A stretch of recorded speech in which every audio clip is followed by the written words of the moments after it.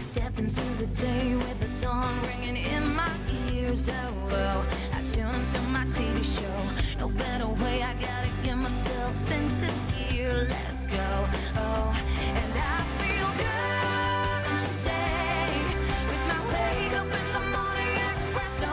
I feel good today. It's my feel good breakfast show.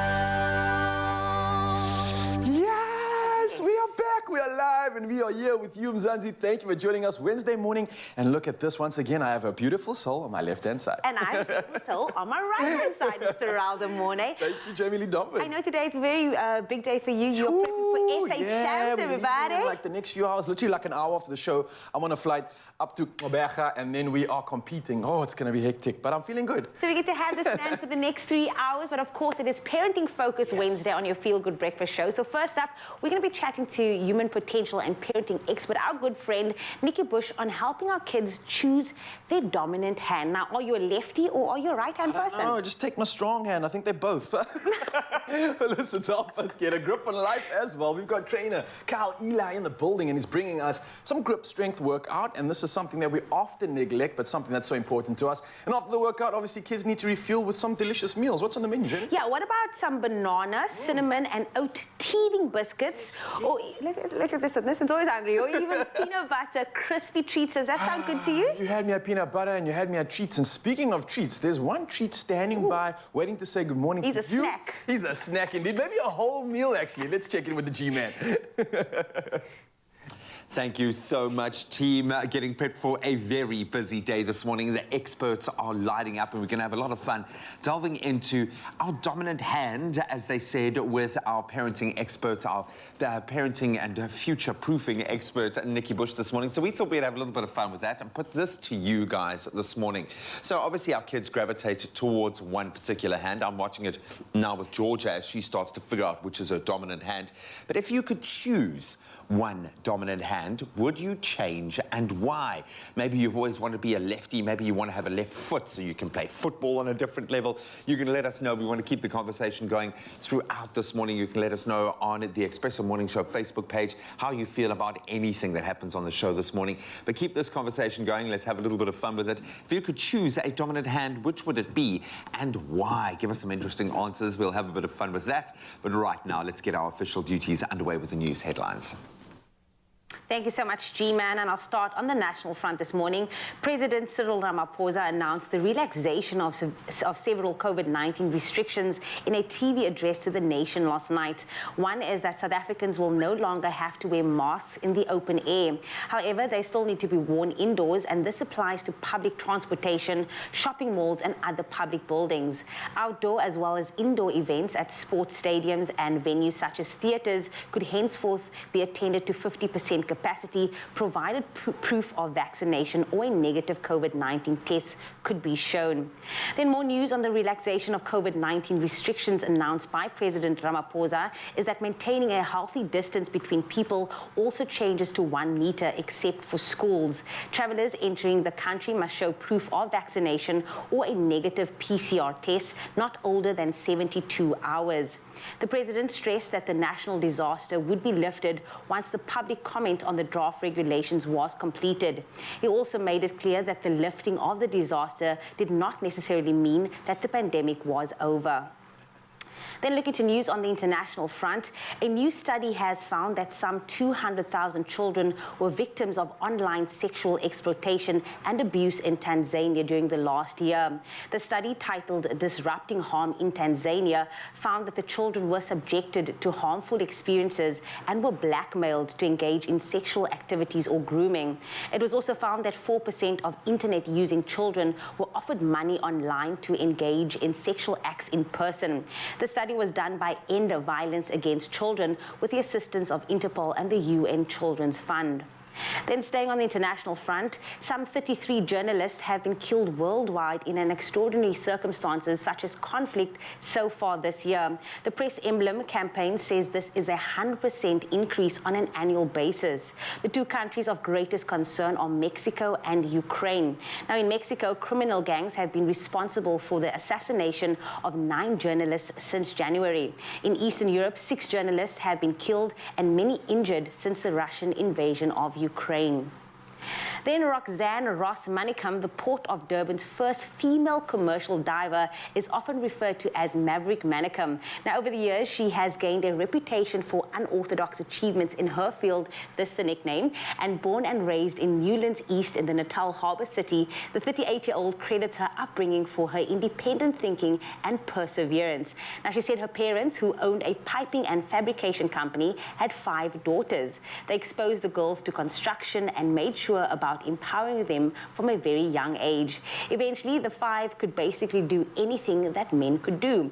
Roxanne was intrigued when she learned that there was not one female commercial diver produced at the Port of Durban, despite it being the largest container port in Africa. She said, and I quote, "I thought to myself, I'd always loved the water. I'd always been exposed to the water, and I wanted to close that gender gap."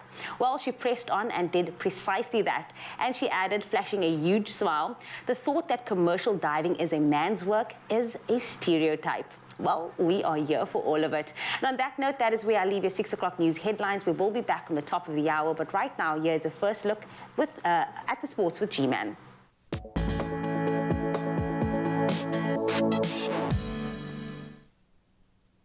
Thank you so much, Jamie. Let's start with the bad news. Get that out of the way as we turn to cricket first. Proteas all-rounder Wayne Parnell has been ruled out of today's decisive ODI against Bangladesh at Centurion because of a left hamstring strain. The 32-year-old suffered that injury during his team's 7-wicket win, their bounce back last Sunday, which levelled the 3-match series at 1 apiece. So South Africa have also released Ryan Rickleton from the ODI squad. That's so he can take up his domestic competition role this week, before he then rejoins the test squad over the weekend. Then, notably, Bangladesh's stalwart Shakib Al Hassan has decided to play in the deciding ODI despite his mother and 2 of his children being in hospital at the moment with unspecified illness. Gives you an idea of just how important their world competition is at the moment. And we turn to golf. 3-time champion Phil Mickelson is set to miss the Masters next month for the first time in 28 years. So Mickelson is taking a break from the game after apologizing for his criticism of Saudi Arabia's regime. The 51-year-old was removed from a list of active players competing at the tournament, which he last won back in 2010. Mickelson was involved with a Saudi Arabian-backed golf series, but then faced a backlash for comments that he made in November to writer Alan Shipnuck. The Masters, which was won last year by Japan's Hideki Hatsuyama, begins at the famous Augusta National on the 7th of April. Then more bad news on the tennis front for Rafa Nadal.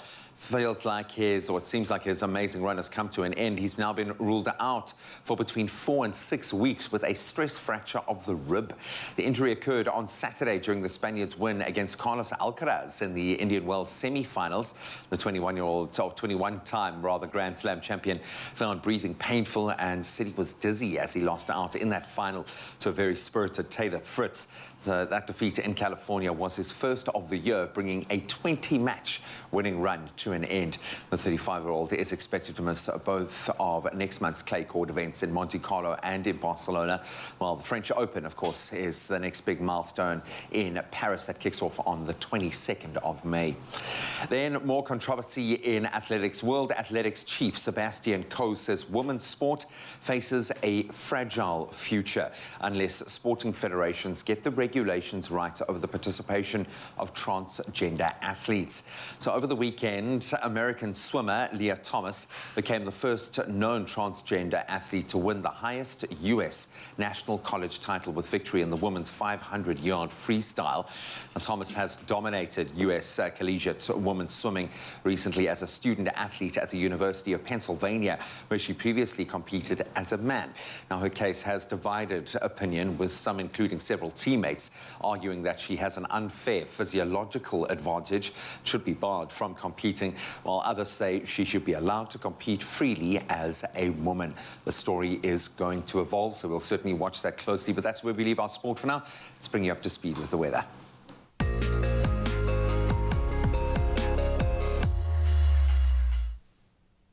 Thank you so much, G-Man. Time to take a look at the weather this morning. And Environment Minister Barbara Creecy has a year to make regulations to put a clean air plan into effect. Now, the Pretoria High Court upheld a complaint by activists on Friday that poor air quality in the coal belt is a breach of constitutional rights, giving the Environment Minister a year to enforce a clean air plan. Now, the coal belt east of Pretoria and Johannesburg is home to an estimated 3.6 million people, as well as a dozen Eskom coal-fired power stations and some Sasol petrochemical plants. Now, activists, scientists, as well as doctors, as well as UN human rights experts, have all argued that an epidemic of nasty respiratory diseases in the area was a direct result of high levels of air pollution. Now, in 2019, a report says that the state-owned Council for Scientific and Industrial Research showed that some 5,000 South Africans die annually in the region because the government has failed to fully enforce its own air quality standards, and that a quarter of households there have children with asthma. Well, we hope in the next year to come that this situation can be sorted out, but from now we are keeping our eyes on the skies and moving on to the stunning sunrise images shared on the Expresso page, Facebook page by you, our incredible viewers, and of course we absolutely love it. And starting us off is Garnet Ashley Kaiser from Uppington, who shared this beautiful image of a cloud-filled sky being illuminated perfectly as the sun begins to rise. Oh, I wish I could just swim in those clouds. They look that good. Patricia Dunlop is up next from Addington Beach, capturing this absolutely gorgeous shot overlooking the ocean around 5:45 in the morning as the sun peeks up from behind the clouds, casting a lovely glow across the sky.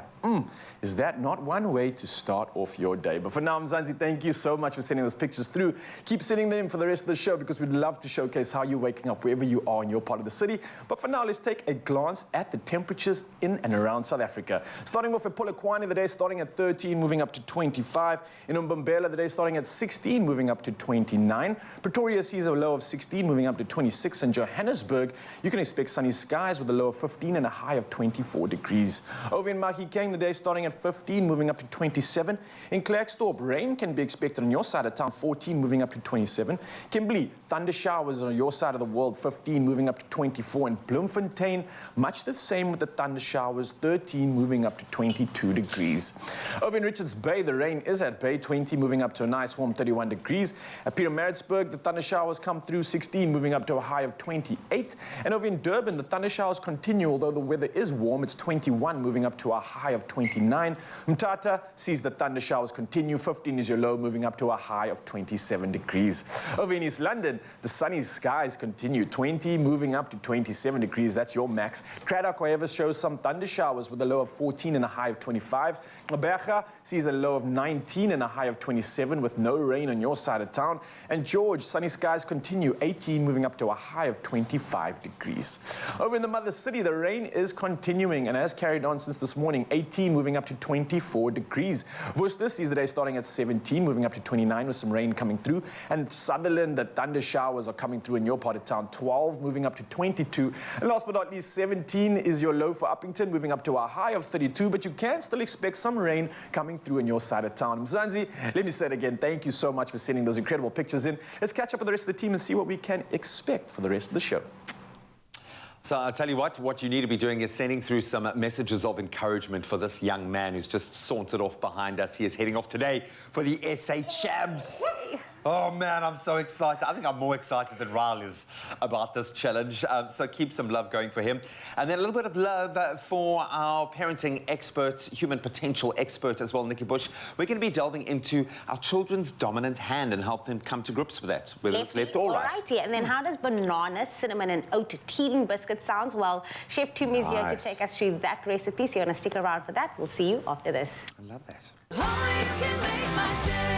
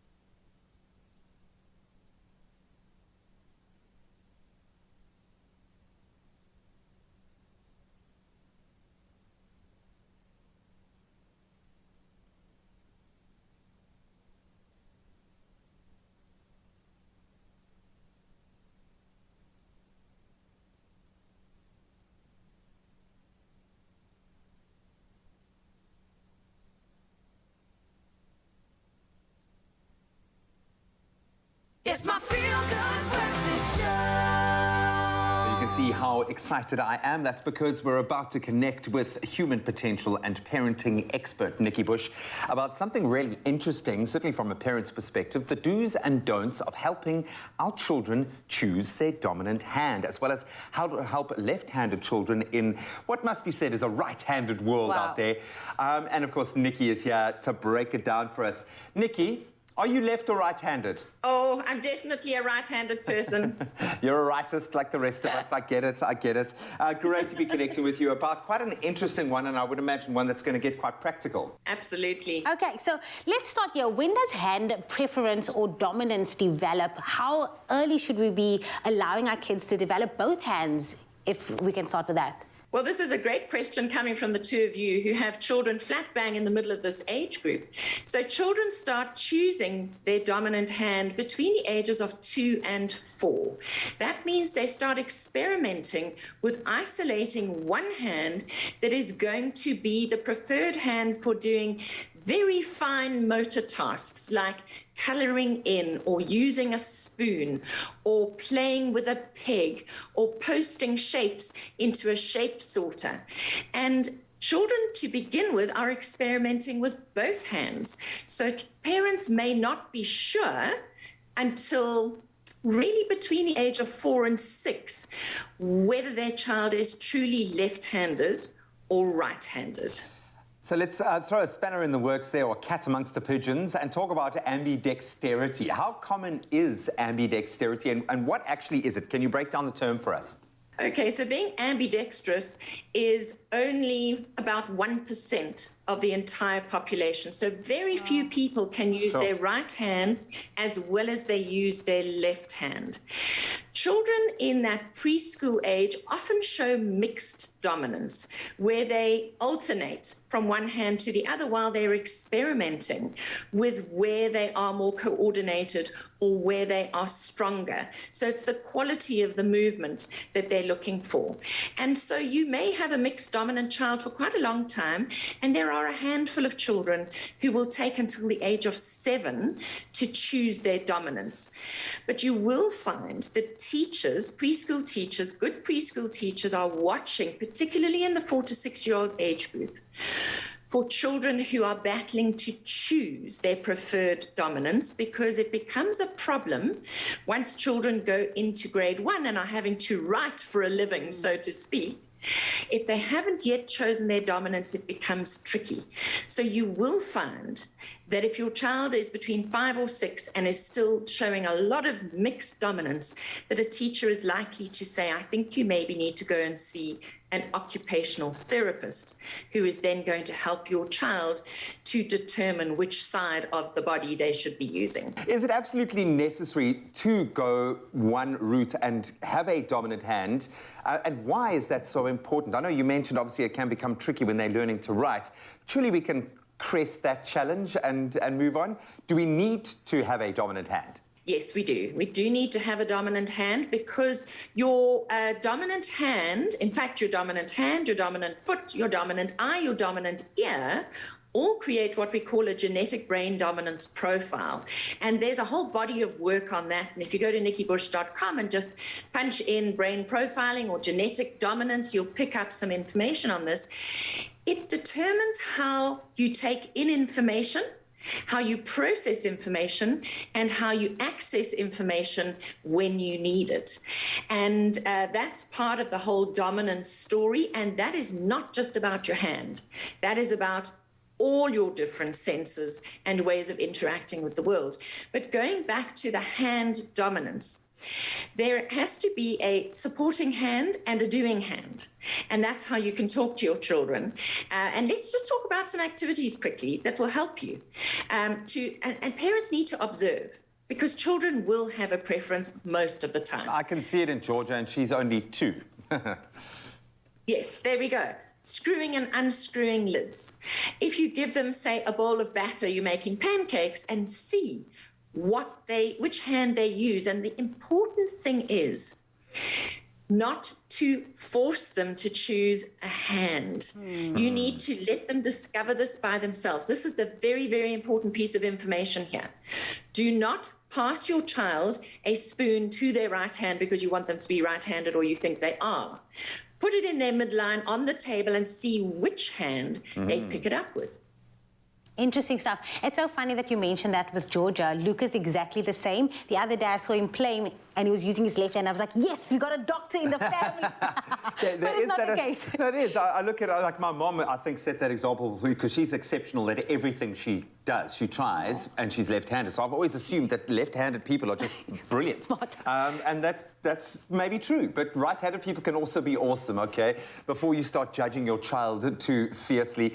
Nikki's not going anywhere. We're going to get into more practical ways that we can start helping our child build on that dominant hand or that dominant side. Nikki is going to be staying with us. You must too. I absolutely love this conversation, and we're defining so much importance in our young ones, and we're going to carry on doing exactly that, especially in this time in the kids' lives when teething is a normal part of growing for babies, and it usually happens around 6 to 9 months of age, right? So your baby may be more unsettled, dribbling, or want to chew on something just a little bit more than usual. So we're going to sort you out, Mzansi. We're joined by one super marvelous mama, it's Tumi Mukhai, to show us how to make something to satisfy our little ones' gums during this time. Tumi, how are you doing? I'm good. I just want you to tell South Africa what you thought teething was. Because I'm sure you're not the only one. That's not, so I thought that it was when the teeth start coming through and kids just start biting everything and sucking and doing all these crazy things. I'm glad you thought that because I thought you thought it's because they want to stop biting things. Yeah, well, kind of in a way. I don't know. Well, So- I'm glad I'm here to find out. Let's just say that. It's all right. So as children develop and they grow, they obviously form the teeth inside their gums and now have to cut through the skin or the gum. So it gets very irritating painful, and right? itches, and they need something to get rid of it. So you find that kids sometimes end up biting people or end up biting toys. So this is a good a snack to give them that they can bite onto and still get the nutrition that they need, Nice. but also keep them busy so they don't get irritated, because they get very irritable. They get very sick. They become little monsters. Right. And Well, I'm getting educated. I phase. think everybody out there as a kid who is expecting one is going to want to listen to this, because this is the perfect opportunity to kind of set up a nice feeding scheme for your kid as well as they go through these months, right? Correct. Very Before we talk about that, what are we doing? We are making teething biscuits. So Okay, we are nice. making apple, oat, and cinnamon teething biscuits. So in essence, we're saying to our babies, we're keeping it nutritional, but we're also making it a fun experience they can still enjoy. So we're going to add a bit of banana there just for the flavor and for the texture. So I'm All right. going to ask you to get chopping there. Chop that up for And you. we're Is gonna this also blitz- going to go in the blender, right? That's also going to go in the blender. But what we're doing is we're starting off with some oats, and I'm going to blitz it up because what I want is I want the texture from the oats, but I also still want it to be slightly ground up a bit. So you Okay. still want to see a bit of the oats in there, but we want it to be ground out almost to like a flour. Okay, I All right, got so I'm you. going to start with that first. As you can see, it's going from those big globules. Yeah, turning into like somewhat of a powder, actually. Correct. It looks quite cool. That's quite an interesting way on changing up your oats as well. Exactly. So if you do have oats, don't worry about it going off and going to waste. You can definitely utilize it in many different ways. Nice. And now we're going to start adding the elements into this. One of Okay. the few things we're adding is some coconut oil. And this is obviously a healthier alternative. Well, not healthier, Good but it's a fats bit coming through good there from fats. the plant source. Exactly. You know this because you're about to represent us. Essentials when it comes to nutrition. And another essential is also the fact that there's some good nutrition in this too. I mean, not just the flavors, but the fact that how it's made. I mean, these pouches are perfect for every age, right? I mean, the stage of your little one's feeding journey from, let's say, 6 months, Purity pouches are available in a variety of flavors for every occasion. So get this, here's a cool example. From 6 months, you can start your journey with simple fruits and veggie flavors. And then maybe from 7 months onwards, you can start bringing them into a new combination of flavors, and they can discover things like the mixed fruit and oats. And then maybe the month after that, let's say month 8, you can start with the yogi pouches for an even more variety. Now, I think it's perfect, and these little pouches are also convenient. It's a great snack. You can have it anywhere, anytime, and it's great to just also slide into a lunchbox. And on top of that, you can also freeze it. Now, there's no preservatives, colorants, nor artificial flavors. So why am I not eating this is the question. That should be the question, but I just love that it's a great alternative because a lot of parents go to work. So you find that at those ages, 6, 8, 12 months, your kids are going to, not preschool, to daycare. So it's good to know that you can pack something into your kids' little scuff tin that they can actually And not just kids. I mean, I just thinking about it now. Those pouches I use a lot in competitions, actually. Yeah. I see a lot of guys not necessarily the dependence on what month it is, but just the fact that it's got some good nutrition and it's an easy thing to snack on when you're also competing. I know this is a massive curveball, but this is something I actually use a lot in my competitions when you just want to get that extra little kick in and you don't want anything unhealthy. It's epic to just sip on that. I mean, as an adult, imagine. It still ticks the box. Then you know this is some good stuff. This is some good stuff. So now we've blended it all up, and in essence, what we want to do is create somewhat of a bit of a dough. And as you can see, it's nice and firm. That is exactly what we want. All come together. And just for that additional texture, because I also see that I've blended it a little bit too much, I'm going to add a little bit of my leftover oats here, so that, as we said, as they keep biting onto it, they can also still get the texture, and it helps them with that. So we're going to dry this out. I'm going to add a bit of flour, and all we're going to do, like you would with any other shortbread biscuits, you just roll it out onto your surface, and then you cut it into these beautiful finger-sized biscuits that we can then, let me actually flour our surface here, and we're going to get rolling. Bake them in the oven for about 15 to 20 minutes, and then cool them down and start packing those babies away for your lunch. That was so simple, actually. I mean, normally when it comes to baking, there's all these ingredients and so many things to do. I think with this solution over here, this is quick. It's simple, and it's probably going to taste good, too. I'm going to dab into that, but before we do, there are some incredible things to talk about. And there you have it, Mzansi, a convenient meal. It's a solution all in one, and there's a variety of flavors and textures, perfectly tailored for each developmental stage, so parents can enjoy time with their little ones. Now, Purity is there for you every meal, every snack, every step. And you can get your hands on this recipe by visiting expressoshow.com. Tumi, I see you've almost done with your rustic biscuiters. You know this. And, can I go in there and nibble one, or is it only for the kids? You're a kid at heart, Ryle, so definitely go ahead. Well, I'll take into this. We'll see you in a bit. Yum! I hope you'll always know how much I love you. I hope that you never stop learning and growing. It all begins with Purity.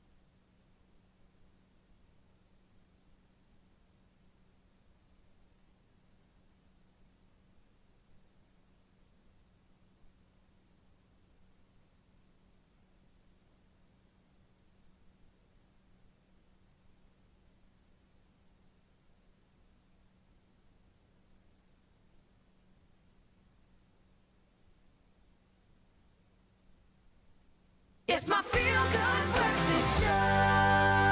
Welcome back, everybody. You're still locked here on your Feel Good Breakfast Show. We are continuing our conversation with human potential and parenting expert, our good friend Nikki Bush, on helping our children choose their dominant hand, as well as how to help our left-handed children in a right-handed world. Nikki, you still with us this morning? Yes, I'm here. Something we didn't get to touch on earlier on is how common is left-handedness? Left-handedness is only about 10% of the population, and as you so rightly said in the beginning, we live in a very right-handed world. And so left-handed children do have a bit of a tough time because they're often being taught by parents and teachers who are right-handed, and if you're trying to mirror a movement, it's happening in a different way. But there are some things that are really important if you discover you do have a left-handed child, and there is absolutely nothing wrong with a left-handed child. And Graham, to your point, if you have a left-handed bowler, they could be the star in the team because they're that, surprise element, in the cricket team. So, and it's not to say that the left-handed bowler is not a right-footed person. So don't think that if they're left-handed, everything will be on the left, the dominance will all be on the left. It could be different. Once again, going back to what I said earlier, that the eye, the foot, the hand, the ear, all make up your genetic brain dominance profile, and it's all important. And there are lots of different combinations, hundreds of different combinations. So however your child presents in the world is exactly perfect, but we have to learn to support them. So if you have a left-handed child, it's incredibly important that you get them left-handed scissors. I was going to say that. Left-handed scissors change your life. I've never seen one. They'll change your life. Now, I've seen it with my mom as well. It makes such... And she's a seamstress as well, on top of everything else that she does. It's a different thing. It's a different game. I love that. So you made me a little bit nervous now. Like, if parents get to that point, that critical stage now where they are still unsure about their child's dominance, or maybe they're still seeing a mixed dominance, what should they do about it over and above, obviously seeking out an occupational therapist to get into it? What small things can we do to kind of start getting that hemisphere down? So you really want to give children lots of opportunity to practice using their hands, because that's how they're going to work out their dominance. It could be as simple as playing with cars and trains on the floor and watch what hand your child takes. And when they use their hand for pushing cars and trains, they're actually pushing something across the midline of the body, which is very important because it's integrating left and right sides of the brain. So the right hand is controlled by the left side of the brain, the left hand by the right side of the brain. So we need lots of different activities to get that integration going. And then when you are sitting maybe with them with a piece of paper and some crayons, tear the piece of paper in pieces, little pieces, and we're talking here about a 4 or 5-year-old, and then give them a crayon and get them to color in on the little pieces. And that is going to demand that they choose one hand as the supporting hand to stabilize the piece of paper and one hand to do the coloring in. So it's going to force them to actively engage both hands, but for different tasks. One is doing, one is supporting. Okay. And so it's watching them play something like swing ball. The swing ball with the tennis ball. I love that, yeah. Okay, because that ball is coming at you from all sides, and obviously kicking balls. All of that is going to be important in helping your child to establish that dominance. And it's a process of discovery. That's what it is. And once again, a reminder to parents, do not force your child to use one hand or the other. This is a process of discovery. When you hand them a pen, pencil, spoon, knife or fork, put it down on the table, dead center, in the midline, in front of them on the table, and let them pick it up with whichever hand is appropriate for them. You know what's going to happen, Nikki? My child's going to stick her hand in her food and ignore the fork completely. I can see it. No, but this is also a great conversation starter. How many conversations have you had with people be like, oh my word, you're left-handed? Are you a doctor? What do you do for a living? Because it just starts encouraging a conversation around whether you're left-handed or right-handed. But Nikki Bush, as always, it's so great to connect with you. Thank you so much. For some reason, I want to wave goodbye with my left hand. You are the wind beneath Wright's wings, hey? Me too. I love it. I know if we do those, it's much easier. You've got such a supportive hand. I absolutely love that left hand.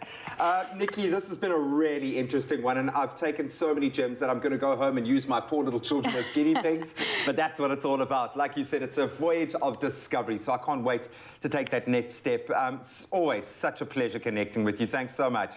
Thank you.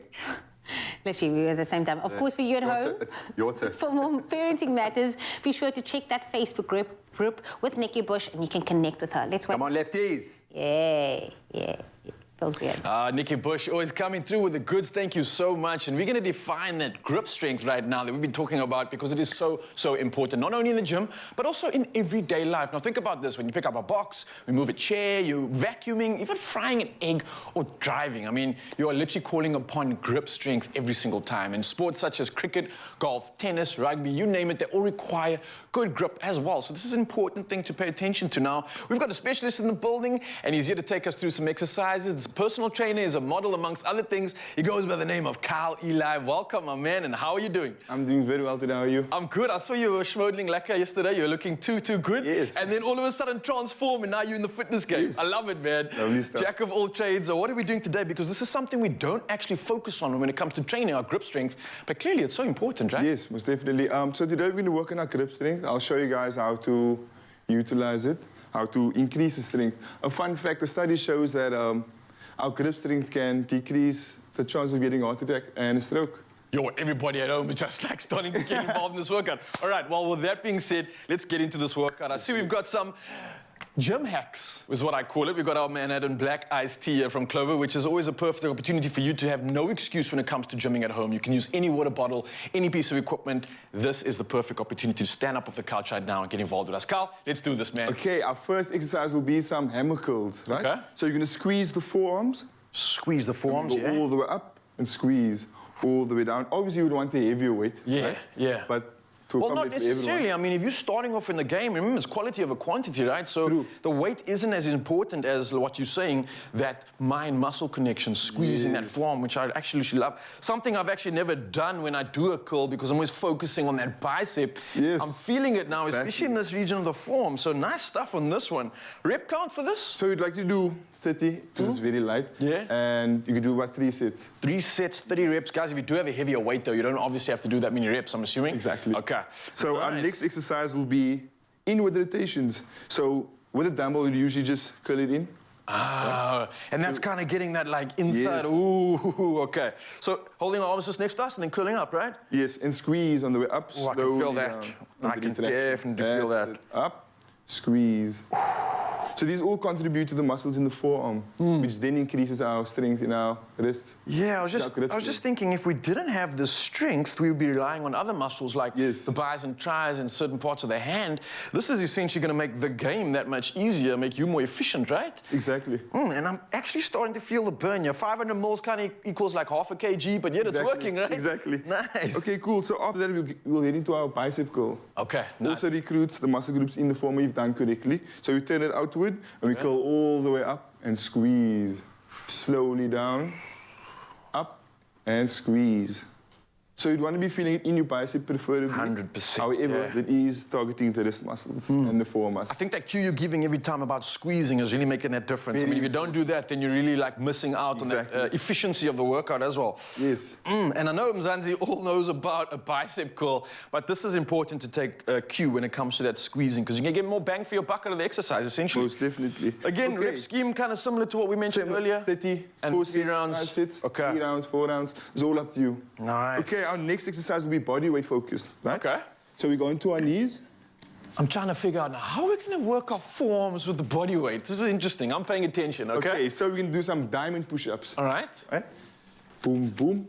If you can't do it like this, you can cross your legs. And put your For knees those on the at home. ground. Okay. I'm going to accept your challenge, though, Carl, because I want to start looking as good as you did in those modeling shots of yesterday. Let's go. So you go all the way down and up, squeeze. Oh, yeah, I can feel that. Down, up, and squeeze. So obviously, the obvious parts that you would stimulate here are also the chest and the shoulders, but again, when I'm doing that squeeze, I can definitely feel that forearm stimulation, especially on that outside area closer to the elbow. Exactly. Right? Very, very nice stuff. So with this, also, about 10 reps, 3 sets. Once again, it focuses on the wrist. Our next exercise, however, will be a push-up again. Okay. But this time it will be in line with your shoulders. Okay. So we go all the way down. Once again, if you can't do that, just cross your legs. Great on your knees. Great. Love that. Yeah. Okay, so So we're a little go bit wider forwards. now with the grip. We drop all the way down, up, squeeze. Drop all the way down, up, squeeze. Just 2 more. All the way down, up, squeeze. Last one, nice and slow. Up, squeeze. And that's about it. That's what you can Oh do. yeah, and straight after that, if you did your gym hack, then you can have a sip of your Manhattan Black iced tea or whatever drink you have, and I think we definitely earned that, man. I love these exercises. It's something unique, something different to what we normally do, but at the same time, the efficiency and, hey, I got a little bit of a forearm pump here, man. Nice stuff, Carl. Blessings, I guess, and cheers to you, Mzansi. Man, thank you once again. I'll see you on the modeling scene, and until the next workout, Yes. good luck, brother. Perfect. Only you can make my day. Simple as CBD should be.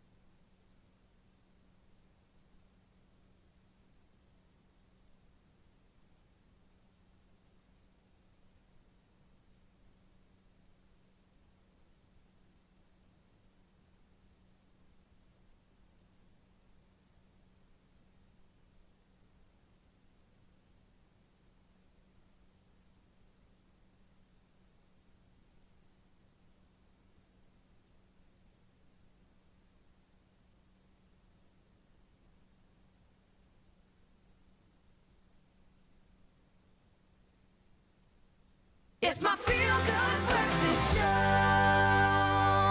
Welcome back. Thank you so much for keeping it locked. Let's focus on our super moms right now. And the Easter holidays, we know, are right around the corner. Favorite time of the year for families, but a little bit of added pressure, I'm going to say, for moms out there. Even more to get right in that balancing act. And joining us to share their hashtag real mom stories are our very own mommies. It's Jamie Lee Domberg and Tumi Mochai. Guys, welcome. Hello. Gorgeous mamas at that, eh? Both looking beautiful. Joy to work with you. Absolutely love the fact that I've got these mamas to inspire me, and you are both very conscious, active parents. Easter is around the corner. Magical opportunity. Kids absolutely embrace it. I think we also embrace it as a result. Do you guys have any Easter traditions that you're most excited about continuing with your own kids too? I think I'm slowly getting into creating traditions with my son because being that I'm a single parent and his dad is in Joburg, they're very close. So every other holiday we alternate where he is. So last year he was in Joburg. So I'm trying to figure out what we're going to be doing this year. You want to make it extra special? Of course. You know, because I want him to choose me. Yeah. And I mean, he's at that age now where he wants to explore and have fun with mom. So I'm sure he's looking forward to the Easter holidays. I get excited for any holiday because we have quite a big tradition in my family. So it's a family time is so important for us, especially around the Easter time. So we have family lunch at my Oomsie's place, which is my mom's elder sister. And we all go there. So everyone brings their pickled fish. So this auntie will make snook pickled fish and hake pickled fish. And we just have a feast after church. And then we have a Easter egg hunt for all the kids. Our family is growing. We added 2 new godchildren to the family this year. So this year is going to be super exciting because, I mean, we get to spend time with the family again and do Easter egg hunts with the little ones and then eat food. And it takes the edge off, being able to just focus on these positive times and have a little bit of fun with our kids. But I would assume for 2 working mums, school holidays equal added pressure because now you've got to balance your own work-home life balance. Little man's going to need additional kind of focus. It's not just the time, but they need activities. They need to do stuff. What advice do you have for moms balancing that kind of work-home life balance over a school holiday? I think the one thing I'd mention is always ask for help. Like, we always want to super mom it. We always want to do everything ourselves because it's something that's been so put into our minds that a strong mother takes everything or a strong parent does everything by themselves. No. So I've been very lucky in that I've got friends that are here in Cape Town with me that are also parents themselves. So whenever there's an opportunity for us to let the stress off and help each other out, we definitely do that. So we have things like play dates, like you were talking about the Easter egg hunt. That's what we're planning on doing together with our children. So it is important to just have some support system, whether it be a support group of parents, whether it be friends, sometimes even colleagues. Yeah, just find your tribe that can actually help you out. You don't have to go it alone. How do you find that balance? Exactly the same thing. How many times don't I say this on the show as well, is find your tribe, find people that will help you, because it is difficult and it takes literally a community to help you with your kids, but also listen to your kids, because sometimes their answers are so innocent. They're like, Mom, I just want to spend time with you. I don't want to do 20 activities. Like right now, because obviously I'm working in the morning and the evening as well. Lucas like, Mom, I just want to watch a movie. I just want to chill out with you. So just listen to your kids. Just be present. And when you do have time with them, just be present in that moment.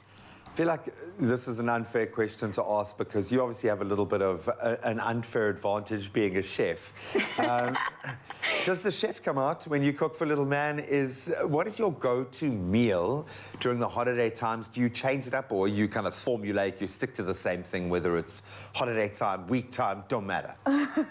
Well, I do try and go a little bit extravagant every now and then, but I also have realized that my child's palate is so simple, but also he's got his moments. I've realized that I'm actually raising a chef, because there'll be days where he's like craving something, and I'll be like, I didn't think you would enjoy that. Red onion. Oh my God. Red onion. He eats lemons. Like, he literally will have half of them. He'll ask me for a lemon. So I know that if I'm going to give him stuff like, some chicken nuggets, or I make him a burger, that's one thing that he enjoys because of the layers of the stuff that I can put in there, because he loves his veggies as well. So he's one of the few people that I know I can pack in a lot of veggies into stuff. So knowing that we can have like a veggie, a burger with lots of veggies in there, the tomatoes in there, the lettuce, even the chicken steaklets help a lot with that. The Simply Chicken burgers help a lot, because it's one of those things where you want to prepare a nutritious lunch for your child, but time might not be on your side. Yeah, time never is on our side, and it is. You want the nutrients, but they also have to eat it at the end of the day. So it's creating something that is delicious enough. I mean, I probably 3 out of the 7 days a week rely on chicken nuggets.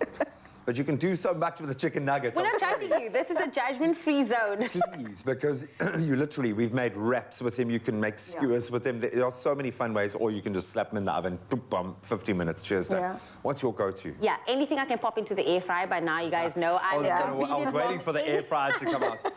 I'm like, chicken pops, chicken nuggets, there's chicken steaklets is also so great. And I made a pizza. So pizza, and I popped the chicken pops on top of that, add some avo. Luca loves greenery, some corn. Anything with corn, oh my word, my child is obsessed with this. And he's not a fussy person, but he likes to eat the same thing over and over. And I'm not complaining, because it just means... Kids are a creature of habit, and gone to those habits change. Just when you think you've got something down, you're like, yeah, my son's getting his father dead. And they're like, no, I no longer eat cucumber. You're like, but you loved it for most of your life. I don't understand. Very, very sweet. Well, I think you guys are on the money when it comes to this Easter time. Just take a bit of the pressure off yourselves as moms and focus on family, or finding your tribe and having a bit of fun. Time to socialize, because we can socialize now, guys. We're allowed to. And if anything is going to take the edge off, just making life a little bit easier with easy meal plans is going to make a massive difference. So there you have it. Easter holidays, they are rolling in, and moms know what to do. So if you want some culinary inspiration, you can visit or follow at Simply Chicken on Instagram. They've got some beautiful, quick and easy recipes that will really surprise you and impress your kids. Remember, there is a new chance to win that famed air fryer every week with Simply Chicken. I'm starting to feel like nuggets in an air fryer are kind of like the marriage made in heaven. You've got to have both. Simply reply to the competition post on the Expresso Facebook or our Twitter or our Instagram page and tell us your hashtag Real Mom Easter Holiday Stories. Then you not only stand a chance of winning, obviously, that amazing air fryer, which makes life so much easier, but also be put in the running to tell your real story on Expresso, and then automatically be entered into that draw for the grand cash prize of 10,000 Rand. That's a lot of nuggets. Don't forget to include hashtag Real Mom in your answer, and that competition closes on this Friday, in fact, the 25th of March at midday. So get on it as quickly as can, and you can find the terms and conditions on expressoshow.com. Mamas, thank you so much. We love you. Thank you for having us.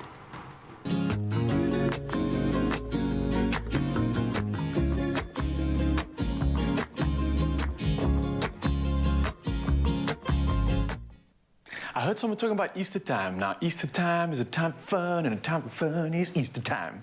I'm just being a kid in the kitchen.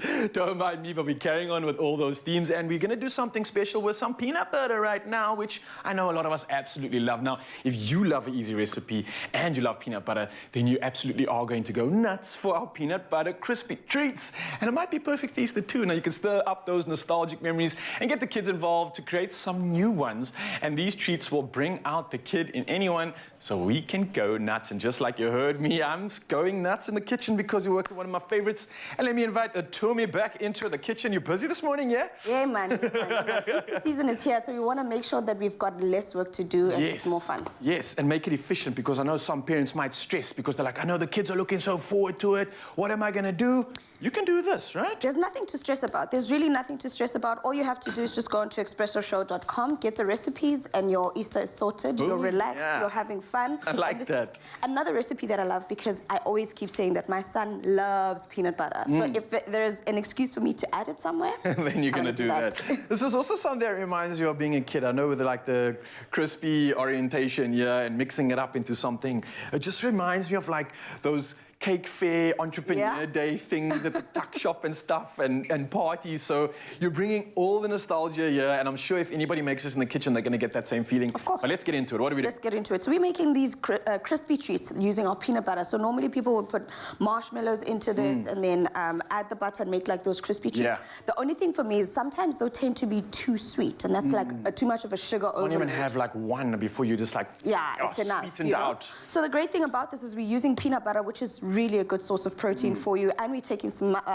chocolate there. So you could use dark chocolate if you also want to keep it on the lighter side, or even milk chocolate. It's just a treat that you also know would be a guilty pleasure, but is also sort of well, especially when we're using the Go Nuts peanut butter. I mean, look, it's smooth peanut butter. It's made with 90% choice-grade peanuts, perfectly grounded to create that smoothness, and it's also so spreadable. And it's a peanut butter that is perfect for lunches, snacks, and smoothies. I mean, you can be like me and just dip your spoon in it and chow it. Now, if you add choc chips to this will go so well with this peanut butter. It gives that taste, and it also can also increase the taste if you added something like maybe chopped nuts and get that crunch on. But we're sticking to the classic. We got chocolate and we got a Go Nuts peanut butter over here. So you are right. So we could add some chopped. Wait, hang on. Are you putting the peanut butter straight in the pot? Yeah, bo. Just like that? What? I get to what would normally Are you allowed happen. to do that? You are allowed to do this, What? because all I'm doing is I want it to be spreadable enough so that when I mix it into the crispy treats, it doesn't, it's not too firm. And I suppose there's like natural oil in there as well, so you don't...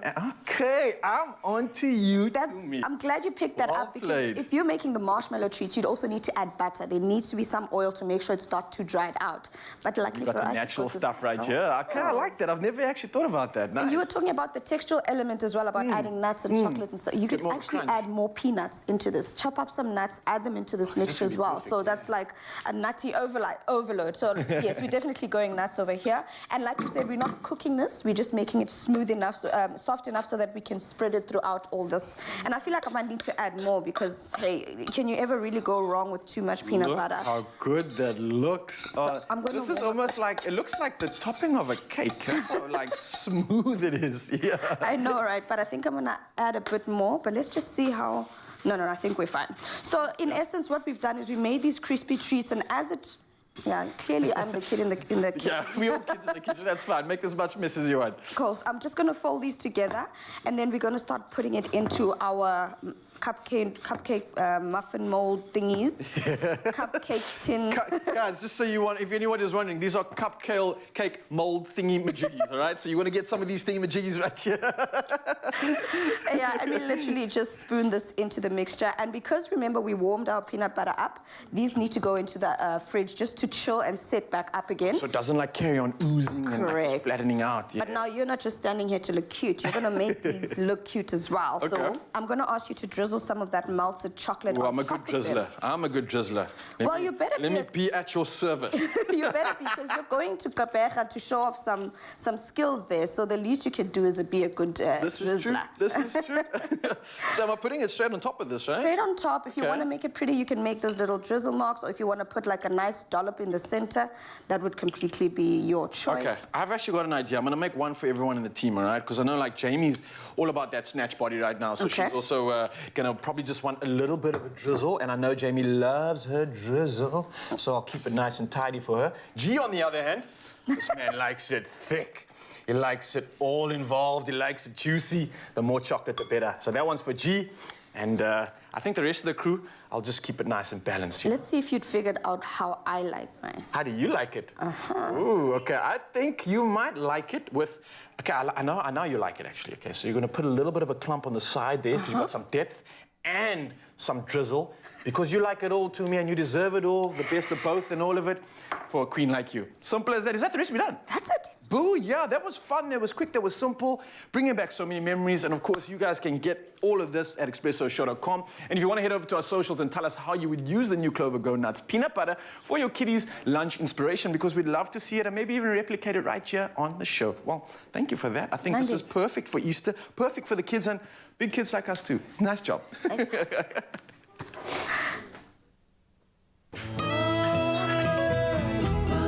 I'll go. But one of you said, Oh, he's back. move away. Clover Fresh Milk. Made with love by Clover. Only you can make my day.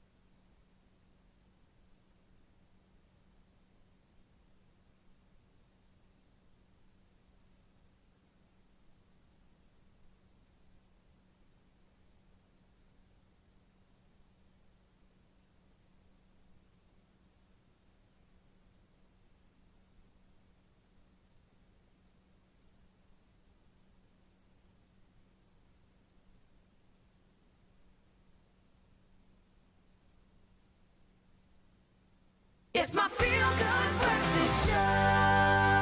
Welcome back to Mzansi. It's your feel-good breakfast show, and we're making all the magic, especially when it comes to kids and our little ones. And as our little ones start to grow, so do their appetites. It's kind of just like me. Now, this makes snack time a very, very important time of their day.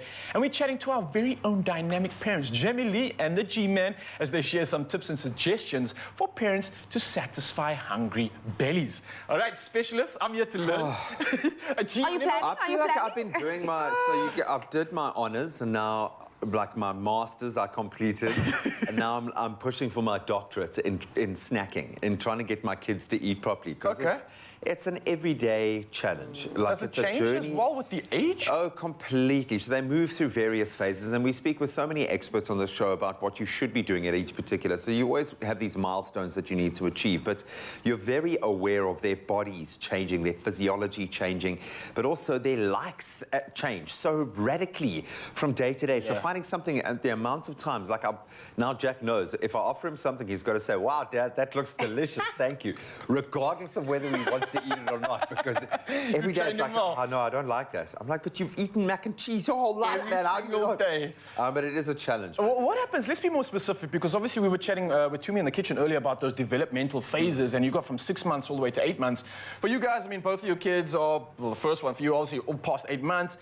What is that experience like when they start, like, getting interested in textures and foods and different things? Was it a fun experience? I was gonna say, it is so messy, and you actually don't understand what they want, because like G says, their likes change every week. Like, Luca used to be obsessed with bananas. I used to buy him, like, tons of bananas. And then next week he's like, "Oh, Mom, I don't eat no, we don't do bananas." I'm like, "What? I just bought this pack of bananas, you're going to eat it." But it's also so beautiful to see them starting to explore. I remember the first time I gave Luca a banana, he was squishing it and tasting it and smelling it. And so that was the first time I introduced him to They get very solids. tactile, yeah. But yeah, they get very excited to explore this because it's new to them. It's new to their palate, it's new to their taste buds. But it's just so beautiful to see now how they're exploring foods. Yeah, and the terror underneath all of that is like, is my child getting enough nutrients to grow their brain, to grow their body, to build their immune system, all of those things. So each developmental phase comes with a reason. It's also energy management. You forget, these kids are burning so much energy throughout their day. They have so many high points of play times, and when they've got to, just like when you're doing a long race, a marathon or something like that, you've got to manage your energy. And it's so something, you know, you might hit a gel during a race. What I love about the pouches, okay, so you know that you're getting the right nutrients for that developmental stage, the right introduction of, if they're at that phase, of something slightly more processed, like a grain, something that the body's going to take a bit longer to break down, introduction of a bit of dairy, a mixture of fruits and veggies like that. It's going to give them a snack that's going to give them the right amount of energy, no bad energy. It's not going to be a spike that's going to drop them, and it sustains them for the next meal. Because I hate that if you snack the whole afternoon, then they don't eat their big nutritious dinner, you've failed. You feel like you've absolutely failed. In this way, perfect stopgap. Absolutely love it. And the flavors are good. Yeah, I was going to say about the flavors, it also just has the variety of flavors. So if your child wants banana in the morning and wants something different, and then the next day they just hate bananas. Options. But because it's so convenient and on the go, and I was like a traveling mom and I was always on set, I would just pop it out and it would be, you know, convenient to give Luca to feed and to snack on. So I think that was so perfect for me. Again, the variety of flavors that is on offer with these pouches is just so amazing. So I guess the convenience for both of you would come in a pouch like this, right? I mean, I've seen Jack as well. Gee, the energy that kid has in him.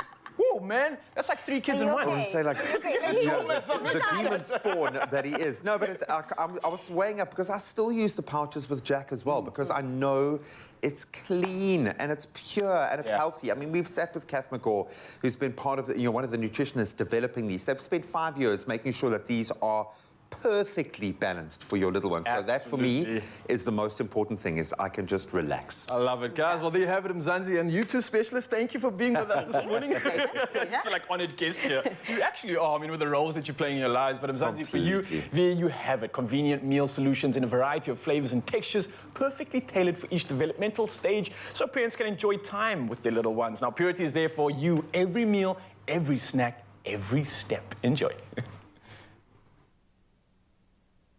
I hope you'll always know how much I love you. I hope that you never stop learning and growing. It all begins with Purity. Well, the time now is 1 minute after 7 o'clock. Time to have another look at those news headlines, starting on the local front. Now, thousands of e-hailing drivers took to the streets in South Africa yesterday at the start of a 3-day nationwide strike with the demand that the Department of Trade, Industry and Competition regulate the companies operating in the space to stop the practice of determining prices on behalf of the operators. The drivers are also demanding a roundtable meeting with roads and transport MECs, the Transport Minister and e-hailing companies to adjust uneconomic prices. Operational demands includes a base fare of 50 Rand and a minimum rate of 13 Rand per kilometre. Then staying on the local front, President Cyril Ramaphosa announced the relaxation of several COVID-19 restrictions in a TV address to the nation last night. Wearing of masks in the open has been dropped, but they have to be worn indoors. Outdoor and indoor events at sports stadiums and theatres can be attended to 50% capacity. Proof of vaccination or a negative COVID-19 test is necessary. Distancing between people changes to 1 metre, except for schools, and travellers entering the country must show proof of vaccination or a negative PCR test not older than 72 hours. Then looking to news further abroad, US President Joe Biden has called on private companies and organizations in the US to, and I quote, lock their digital doors, claiming that intelligence predicts Russia is planning a cyber attack on the US.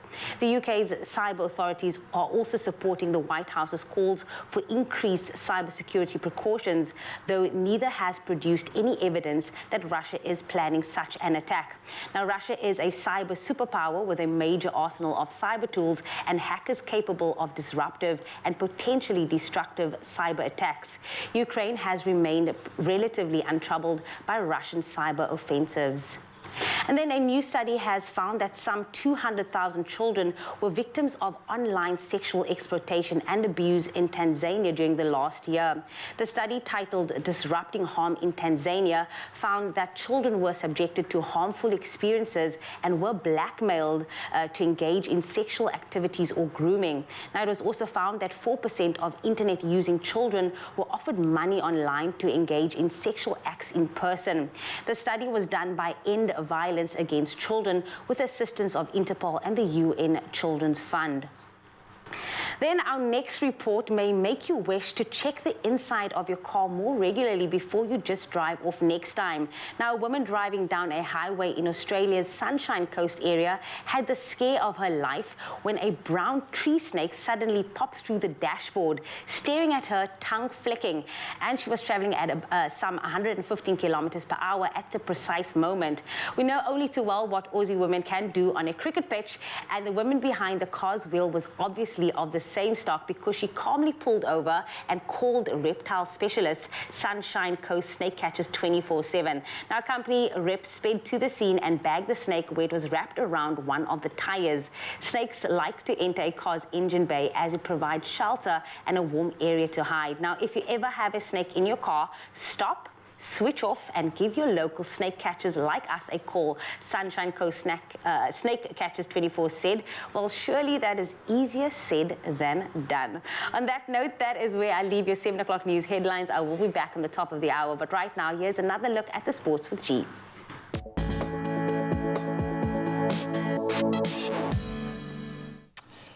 Thank you, Jamie. Let's start with local cricketing news, and not the best. Unfortunately, this morning, Proteas all-rounder Wayne Parnell has now been ruled out of today's decisive ODI against Bangladesh at Centurion because of a left hamstring strain.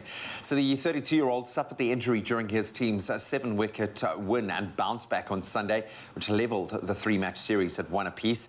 South Africa have also released Ryan Rickleton from the ODI squad to play in his domestic competitive role, and that's for this week before he rejoins the test squad over the weekend. Then Bangladesh's stalwart Shakib Al Hassan has decided to play in the deciding ODI despite his mother and 2 of his children being in hospital with unspecified illnesses at this stage. Then on to golf, 3-time champion Phil Mickelson is set to miss the Masters next month for the first time in 28 years. Mickelson is taking a break from the game after apologizing for his criticism of Saudi Arabia's regime. The 51-year-old was removed from a list of active players competing at the tournament, which he last won back in 2010. Mickelson was involved with a Saudi Arabian-backed golf series, but faced a backlash for comments he made in November to writer Alan Shipnuck. The Masters, which was won last year by Japan's Hideki Matsuyama, begins at the famed Augusta National on the 7th of April.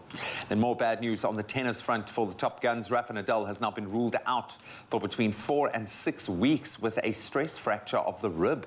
The injury occurred on Saturday during the Spaniard's win against Carlos Alcaraz in the Indian Wells semi-finals, which he won.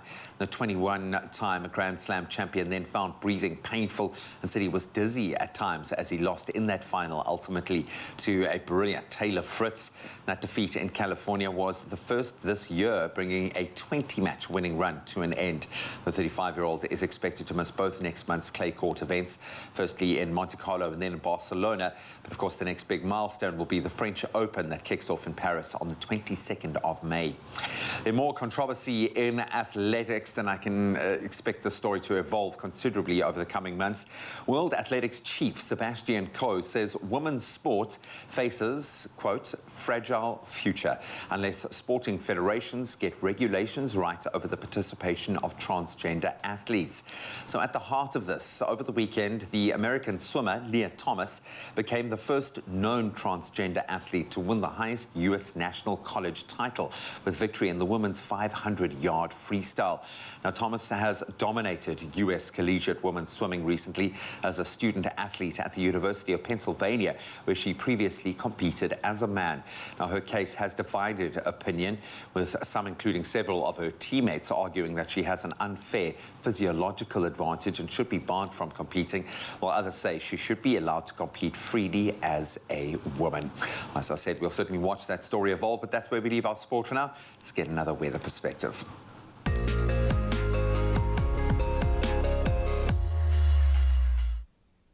Thank you so much, G. Now to take a look at the weather this morning, and of course there's so much to talk about, but for now there is a yellow level 2 warning from severe thunderstorms with strong gusting winds and large amounts of small hail over the interior of the Namakwa district in the Northern Cape taking place tomorrow. Now rainfall accumulations of between 20 to 30 millimeters can be expected, mainly over the central and northern parts of the Namakwa district. Now meanwhile, the rampant theft of water reservoir lids by vandals in Tshwane has raised concerns about the quality quality and the safety of water that residents in Mamelodi as well as Nelmapias are using. Now, the theft has resulted in Reservoir 4 at Mogale Mountain in Mamelodi being left wide open for long periods. Now, this has brought on fears of contamination, and residents as well as local councillors are demanding the intervention of the municipality. Well, from our weather news, we look ahead to these sunrise views that you, our incredible viewers, have been sharing with us. And of course, we absolutely love seeing how you start your day. Starting us off this morning, we had some incredible pictures, but next up we've got Prasio Mas from Momahlanga, who kicks us off at 7 a.m. updating us with this great silhouetted shot of the sun coming up in the distance. Next up, Rumba Govender from Phoenix also shared a silhouetted shot of the sun a little higher in the sky, casting an absolutely beautiful golden glow over the area. Wow. Incredible stuff indeed. Thank you again, Mzansi, for sending these pictures in.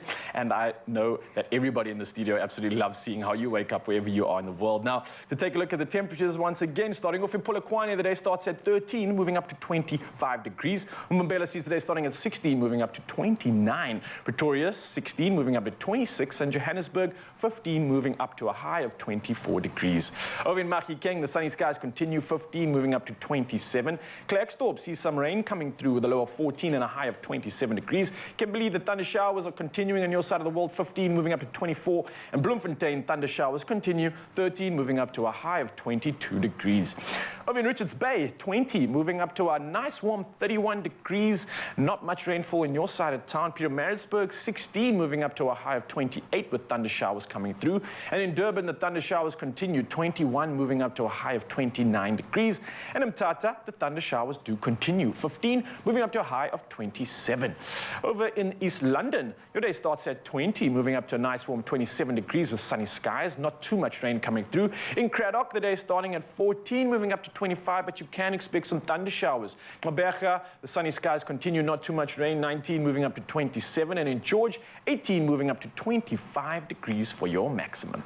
Over in the mother city, the rain is continuing, 18 moving up to 24. In Worcester, still some rain in your side of town, 17 moving up to 29. And Sutherland continues with the rainfall and thunder showers, 12 moving up to 22. And Uppington, the rain continues, 17 moving up to a nice warm 32 degrees. Mzansi, once again, what can I say other than thank you for sending in those incredible pictures. We'll touch on the news one last time in the next hour, but for now, let's touch on the rest of the show that's happening and the rest of the team.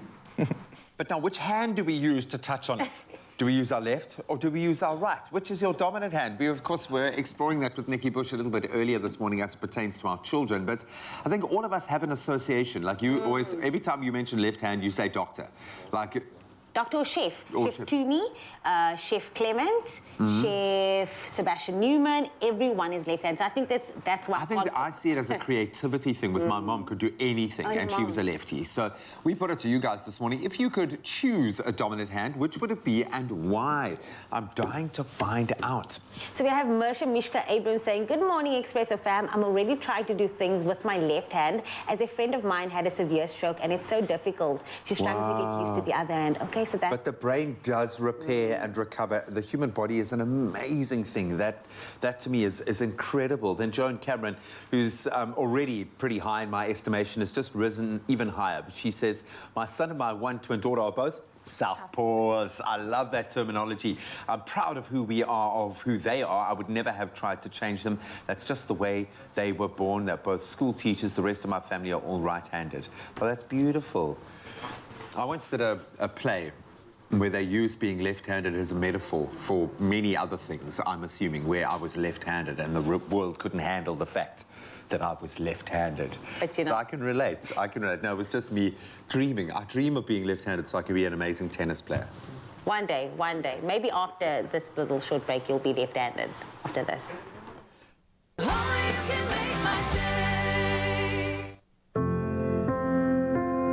I hope you'll always know how much I love you. I hope that you never stop learning and growing. That you'll be brave and joyful and kind. And that one day, when you look at me and I look at you, we'll love the wonderful you that you've become. It all begins with purity.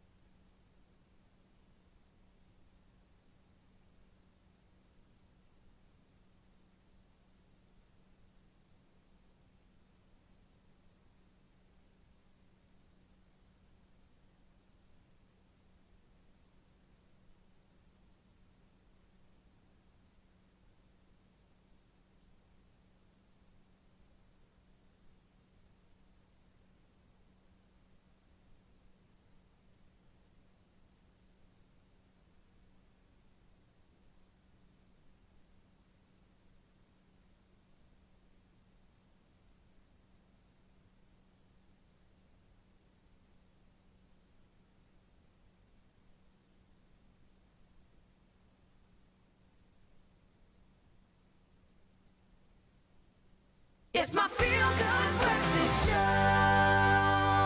Welcome back. The wait is finally over. Time to meet our performer this morning. We've been treated to some majestic sound checking. Absolutely cannot wait for you to hear this man. And we are joined in studio this morning by singer-songwriter Matthew John Duncan, ahead of the release of his brand new single, Tell the World. So we're telling the world right now. And he's released multiple songs in both English and Afrikaans, notably. And his music has become a regular feature on local radio stations, understandably. Take a listen to this. When you're out there without care, yeah, I was out of touch. But it wasn't because I didn't know enough. Yeah. I just knew too much. Does that make me crazy? Does that make me crazy? Maybe we're crazy. No, yeah, probably. You can generate that kind of emotion and that kind of connection with no audience present in the heart of lockdown. Imagine what you can do with legions of screaming fans. A very warm Expresso welcome. Matthew is in the house. All 10 of us in studio try to sound like a massive audience, but we can't do it. Matthew, welcome, man. First of all, I've got to check in. How are you? I would imagine the last couple of years, pretty crazy. As an artist, how are you doing? Yeah, first of all, thank you for having me. It's a pleasure. Absolutely. Yeah, it's been lekker. it's been tough, but I mean, we've all gone through it, so my problems aren't bigger than anyone else's. So yeah, it's been lekker, man. Maybe you've hit the nail on the head there, that everyone has gone through this as one shared experience. One thing I will say is that the artists that I've been lucky enough to connect with, everyone's written new music. Everyone has redefined themselves. Everyone's held up a mirror and rediscovered their drive for music. Has this period changed the way that you see your music, approach your music? Has this been like a creative opportunity now that you've had time to just breathe and be creative? How do you feel about where your creative mind is after the last couple of years? Yeah, I think for me personally, I don't know, I can't speak for all the artists, but for me it was definitely everything you just mentioned. I solely focused on writing music and just getting better at that. I mean, I could get lost in writing music. Like that's like my one thing that I really enjoy, like more than the others, but don't tell the other one. So yeah, I think we all try to get something we could devote our lives to. Yeah, and I could definitely devote my life to writing music. I don't know if that's sad. Well, I'm going to ask you to please do that. Please do that. Spend the rest of your life and your considerable talents, my friend, writing and performing music. And you get to then release little babies into the world, like Tell the World. Yeah. Set the premise for this particular song. Yeah, so this was also written obviously in lockdown, and it was basically part of this concept album I had. So I was writing, I think I ended up with about 10 songs, and they all were like telling the story. So this is the first one, and it's about this random guy who lives in this small town, and he has to get out of his comfort zone. So it's a narrative story, but it links into where I was at the time, like we're in this heavy, uncomfortable position where you can't perform, you can't really make money. You've got to find different ways. So becoming uncomfortable or comfortable in the uncomfortable, basically. Yeah, I think all of us were forced to engage new networks, look at our life and our skill set slightly differently. You, of course, have this dual dynamic playing here where you've released songs in English and Afrikaans. As someone who is a bit of a wordsmith and loves that writing process, how different is that, working in those two polarities? No, it's completely different, eh? Like, because there's just basics, like Afrikaans has the double negative. So it's altyd, ek gaan nie dit doen nie. So you've always got to work that in some way. I just picture you showing it to your mate. Is there a knee missing somewhere? I feel like I'm missing a negative somewhere. Yeah, no, it's definitely much different. But it's weird, like I'm Afrikaans. So my mom and my dad both Afrikaans. But when I write songs, I think in English. It's very weird. So when I write, I have to convert it back to Afrikaans always. When I start writing a melody, I generally sing in English. It's the weirdest thing. I don't know. Maybe it's a bit of conditioning, I suppose, because you have one of those voices, I suppose because your instrument can do just about anything, that you can have a lot of fun with. No, but I mean, we've obviously seen you pull off some amazing covers. Gnarls Barkley, I'm guessing, is a bit of an influence, or is it just because your voice can do those crazy things? How do you go about selecting the songs that you put out there? Yeah, no. Generally, I have to play a lot of covers, eh? Like when you're starting out, Got to do and it, even man. like really well-known acts, like covers are amazing. So just making it your own, I think that's the thing what I look for. If I can make it my own, and if I like the song, that's basically that's the premise of it. Yeah. If you love it and have an emotional connection, we will. We've heard. I don't want to reveal too much, but we've got a little Tracy Chapman going on in just a moment. That situation is happening live, buddy. You've got an amazing voice, but your mindset is incredible. So I cannot wait to share this gift with the world. He's not going anywhere. You must not move a muscle. Performances coming from this gem in just a moment. And of course, while we wait for our songbirds' epic performances, let's create a symphony for the taste buds in the kitchen. You know that sad feeling when something good is coming to an end? 100%. But then we could always open another crush. 100%. 100% fresh, 100% goodness. Made with love by Clover. So here's the thing, when looking for something refreshing and fruity, look no further than Crush for a 100% quintessential snacking solution. Now, it's versatile to use in various ways, and if you are a carrot cake lover, you are going to fall in love with our Crush carrot cake blondies. The supermom is here to do it all for us because, girl, this is how we trick the kids. Yeah. Put that carrots in there. They're eating their vegetables. Okay, and I get that, and I agree with you, but this is that excuse for everyone that says, I'm craving carrot cake, but I love my brownies or my blondies, and it's like, you're getting two in one. You're getting the joy of a carrot cake, the flavors of a carrot cake, and the gooey gooiness of a brownie or a blondie in this instance, because we're making blondies. Brownies. It's blondies. You're confusing colors, it's okay. You know, and that's some color. The main difference is just the addition of the chocolate. So some people call blondies the white chocolate brownies, but it's in essence just blondies don't have that chocolate element in here. We don't even add cocoa powder. It literally want to keep that nice and vanilla and what. But obviously carrot cake always has frosting, and we've got that cream cheese frosting. Cream cheese frosting. So you're on cream cheese. Oh, am I on cream cheese duty? So we'll start with the cream cheese and then icing sugar as well as vanilla essence. Perfect. That is going in, and that is going to be our icing and our that goes frosting, on the very right? top of our baby. But to start it off, as with any brownie base, any brownie mixture, it starts off with the butter and sugar being creamed together. And normally you'd want to cream this to a consistency where it's nice and fluffy, and then we add our eggs, and normally you'd add your eggs one at a time, but because Dumi is, I'm not going to say master at what she does, but because she can do this closed eyes. You can do this sleeping probably. It's like, pass me everything. Just do pass me everything. So you know what I love about this? The fact that, like I said, you're getting the flavors, you know, those warm flavors of a carrot cake. We've got some cinnamon over here. We've even got some cloves. We've also got some nutmeg.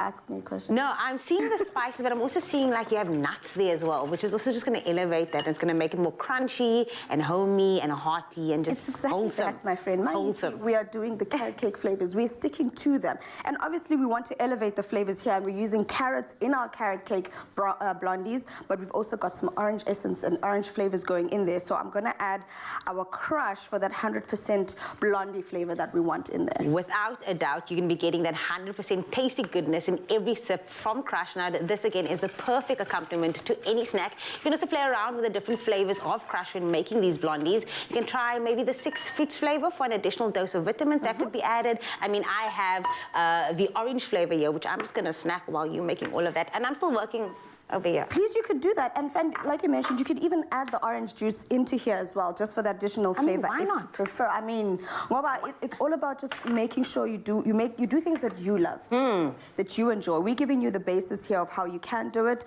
but it's all about going crazy, doing your own thing. I've chosen to go for pecan nuts, but I know most people use walnuts when making a carrot cake base. And now I'm switching over from our whisk to my spatula. We're changing tools. Yeah, we're changing tools because like I always say, especially if you're going to start folding things together, we still want it to be nice and crumbly. Well, not crumbly, we want nice and fudgy in the center. So we're not going to overwork the dough. We basically just want it to be slightly come together, but we want all the ingredients to be incorporated fully.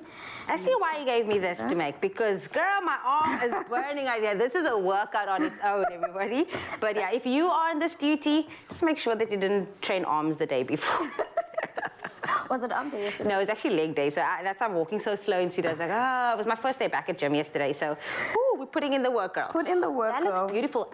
Is it weird to say that I'm very obsessed with the color of the carrots? No. Orange is just so vibrant, and it's gonna like come through in the end product. And that's the best thing about it, Guti. You're going to let them cook nicely in the oven, so the carrots are going to be nice and cooked through. And then the rest of it also releases its own moisture, making them even more nice and gooey in the center. All right, and this goes into bake at 180 degrees for 25 to 30 minutes. Also keep an eye on it because it depends on your oven. Once it's cooled, it's come out of the oven, give it about 30 minutes to cool down completely before you place your icing on there. Otherwise, it's going to melt. But bake these baby up and enjoy. There you have it, your carrot cake blondies. Made to you by Chef Tumi, but of course you can try this at home. All you have to do is visit our website, expressoshow.com. If you missed out on any of these steps while we grab ourselves a juice, you can watch this quick recap just for you.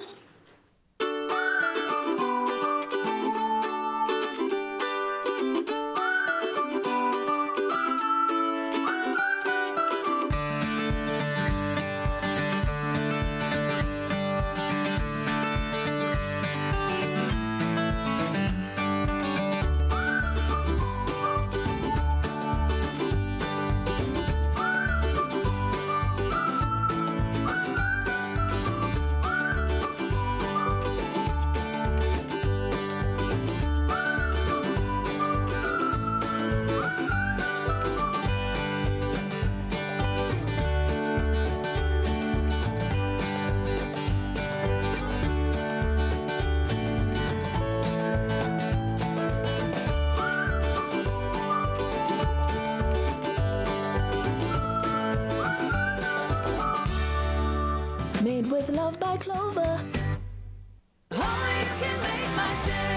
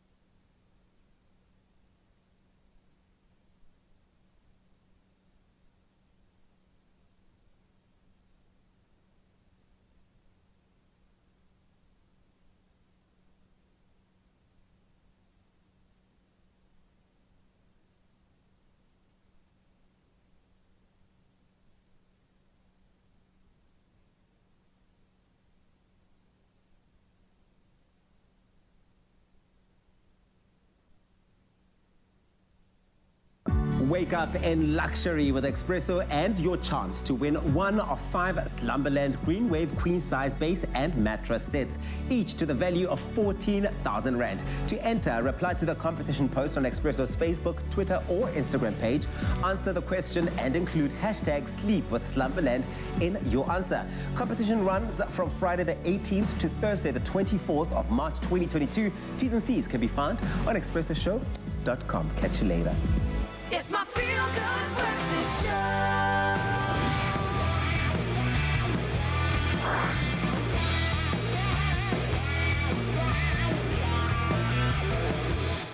Welcome back, everybody. When you hear that sound, you know there's only one person who can be in studio. It's Mr. JP Sebastian. I even got myself a nice cup of coffee because he is here with all of those latest movie trailers. Hello. You need to get your caffeine on the same level as the studio is way too energetic. And you don't even drink coffee. I do. You do? I drink plenty. You just judge me for drinking coffee. No, I'm saying that it really does help to try and match the energy. Not that you've got no energy. Okay, I'm going to dig a hole for myself here. It'll be a very energetically dug hole. Yeah, keep quiet and talk about the movies because this one, oh my gosh, yes. I feel like we're doing a bit of a throwback on a Wednesday. Sonic the Hedge Part 2 is coming out. Well, I mean, of course, there was the throwback to number 1, which was like 2 years ago. Surprisingly, for me, like, whenever video game movies come out, they're a bit and Sonic ended up being pretty funny, actually. It doesn't, you know... Did you laugh? Yeah, absolutely. Okay. Like, you know, Jim Carrey helps there too. Jason Schwartz is the voice of Sonic the Hedgehog. And so a lot of those voices return. Here, however, we've seen Tails, who's introduced. I think he was introduced at the tail end of Sonic 1. And so a little sidekick. Colleen O'Shaughnessy is the name of the voice actor. That will mean nothing to anyone. Sorry, Ben Schwartz, not Jason Schwartz. And, well, anyway, she's a trained voice actress, which is always great to hear. Sometimes I really don't like when they're like, oh, let's put any famous face in the voice role. Voice acting is a very particular thing. It's a very niche kind of thing. And she's been the voice of Tails since 2014. So it's thrills and spills and snowboarding and the introduction of Knuckles. Now, Knuckles is a funny story. Speaking of celebrities who are doing voice work, or at least face actors who are doing voice work, Idris Elba. I saw that. I just saw that name. I was going to be like, what? That is... No, he's done voice work in the past. Obviously, The Jungle Book was one that comes to mind. He's done like 4 voice roles, so he does know what he's doing there. He did, however, promise to the world, and this annoyed everyone to high heaven, that he was like, okay, I'm not going to make Knuckles sexy. The voice won't be sexy yet. It's Idris Elba. Twitter went mad. It's Idris Elba. That's not up to you, Idris. We will decide if the echidna is sexy. So now Knuckles is sexy. I'm very worried about the amount of freaks that this movie will breed. So Knuckles, obviously the power of punching really rapidly at Sonic. This starts in South Africa April 1st. So that's like next week or something like that. Look forward to that. First one was funny. This one should be good too. Yeah, I'm looking forward to that. Does so Luca have a choice yet? Like, no, I'm just trying to get him to watch Luca, the movie, because he doesn't sit still enough to watch a movie. That should be a sale enough. It's your name. I know. I'm like, come and watch a movie that you would like. It's your name. He would probably sit still for like 10 minutes. My child is a runner. Maybe this one would be for him then, because it's a lot more swashbuckling. Don't worry, I said icing. That's like my complex now. I can't say icing. I'm about to say I'll never say icing. Name that. Okay, but you're gonna introduce this next movie. This is the name that drove South Africa mad. Puss in Boots 2. The Last Wish is the name of the movie. I know that they had to put our country on lockdown when this character introduced himself in Shrek 2. It was madness. There were police in the streets. People were rioting. Puss in Boots is back, South Africa. 23rd of September. Antonio Banderas is the voice. One of the most talented actors we've got, people. Us and Belief. Why did we do him dirty and Uncharted? That movie, speaking of butts. But what's cool about this is that it's very kinetic. It's very propulsive, the action. There's a good kind of, it looks like a scary edge to it. Not, you know, necessarily too scary for young Luca ages, but the monster design that you'll look at here, for example, is pretty impressive. Very cool that they're using, it looks like a mixed frame rate kind of medium, which they did with Into the Spider-Verse. So one character looks jittery and very hand-drawn and sketchy, and one looks really smooth. And that might have a lot to do with that it was Bob Persichetti who was originally going to direct this. He's the chicken brings the flowers. Good to have a good dose of weird sense of humor, because it is a Shrek piece of cinema, as it is anyway. So it was originally going to be directed by the guy who did Into the Spider-Verse, and this obviously does inform a lot of the style. Now it is in the hands of the guy who directed The Croods 2, which, and The Croods 1, which, I mean, that was golden. There's that eyes. I remember that in Shrek, just like... yeah, that's the thing. And then afterwards, like... So yes, it looks like there's going to be a good dose of madness and whatever that sound you did was. Puss in Boots, The Last Wish is September 23rd. Yeah, you got that right. I think we have time for the last one. If your memory serves you correct, it is Memory. It is the movie called Memory. And we had this gentleman release a movie just the other day, Blacklight, he was in, Liam Neeson, which unfortunately, man... Oh, hey, that's the picture which tells you a lot, isn't it? It's Liam Neeson about to put the thunder on someone. I don't know if I can say that Afrikaans word on TV. It's not donder. Anyway. So Memory, again, Liam Neeson returns as the man with the gun. Again, Liam Neeson returns as the hitman with a score to settle and a specific set of skills. Would you put him in a comedy? Would you put Liam Neeson in a comedy? Love, actually. But was that funny though? Well, it was schmaltzy. No, Liam Neeson is totally, he is diverse in what he does. He stays in his lane. And what I do actually appreciate about that, though, is that in everything that he's in, and sometimes he's even in movies where it looks like he was just helping the director's career, he still gives 120% to the character. He's still acting in whatever he's in. It's like, as opposed to Steven Seagal, who, he'll send a wax figurine of himself. In this, however... and he's looking for someone, again. It does look like there's an interesting, better twist, though, than just the scorp skit that we're used to with Liam Neeson, because he is a hitman who is starting to lose his memory, who is starting to lose his mind. Not sure if he's the good guy, the bad guy, if he has a history of sticking to his principles of no women, no children when he does jobs, etc., etc. So similar to Memento, actually, which starred Guy Pearce, who we see here as the FBI agent, chasing Liam Neeson. Could be quite exciting, actually, and could be a nice change of gears rather than just the bullets flying and jumping over fences 8 times as he did in that one Taken. It could be a bit more thoughtful and cleverly structured and designed too. That is Memory. That was a mouthful, but as always, JP Sebastian is always so good. Yes, that is the 18th of... No, I got that wrong. That's okay. I was just I'm reading the brief. I'm like, it's the 29th of April. We are Trust now me, the guy with no coffee. Okay, JP Sebastian, as always, so good to have you with us. Let us know which movies you are looking forward to. Now, something you don't have to look forward to anymore, because it's happening right now. It's a performance just for you. Yeah, MJD is in the building and he's about to tell the world all about his magic. And his new single, called Tell the World, it's out now and is about to be leaving you literally. And it's about leaving your literal, as well as your metaphorical town, to go on a journey of self-discovery. Now, this is a fresh new track. Matthew John Duncan is on our Expresso stage to perform it. And this is the first time for everybody out there. So, Mzansi, enjoy this one. And this man is going to absolutely entertain. Take it away.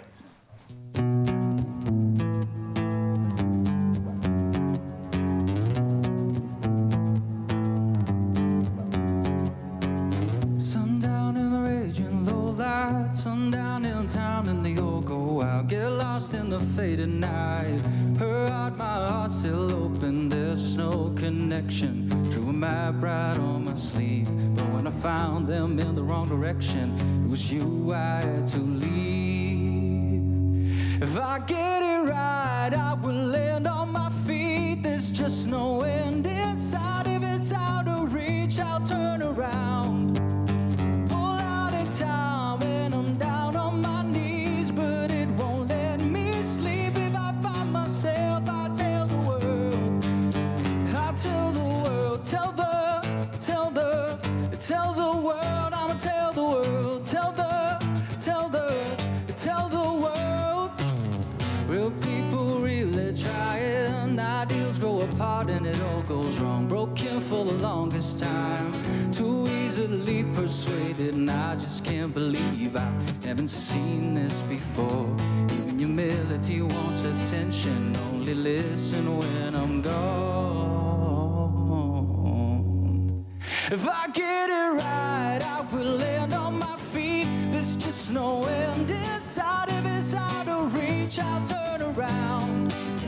Whole lot of time and I'm down on my knees, but it won't let me sleep. If I find myself, I tell the world. I tell the world, tell the world. I'ma tell the world, tell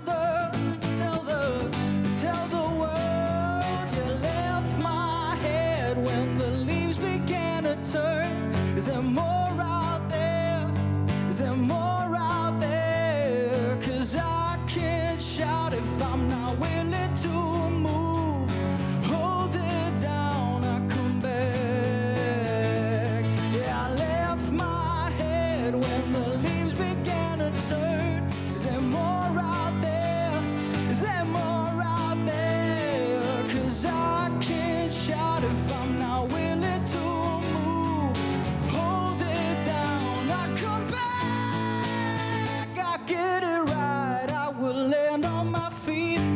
just knowing inside if it's out of reach, I'll turn around. A whole lot of time and I'm down on my knees, but it won't let me sleep. If I find myself, I tell the world, I tell the world, tell the world,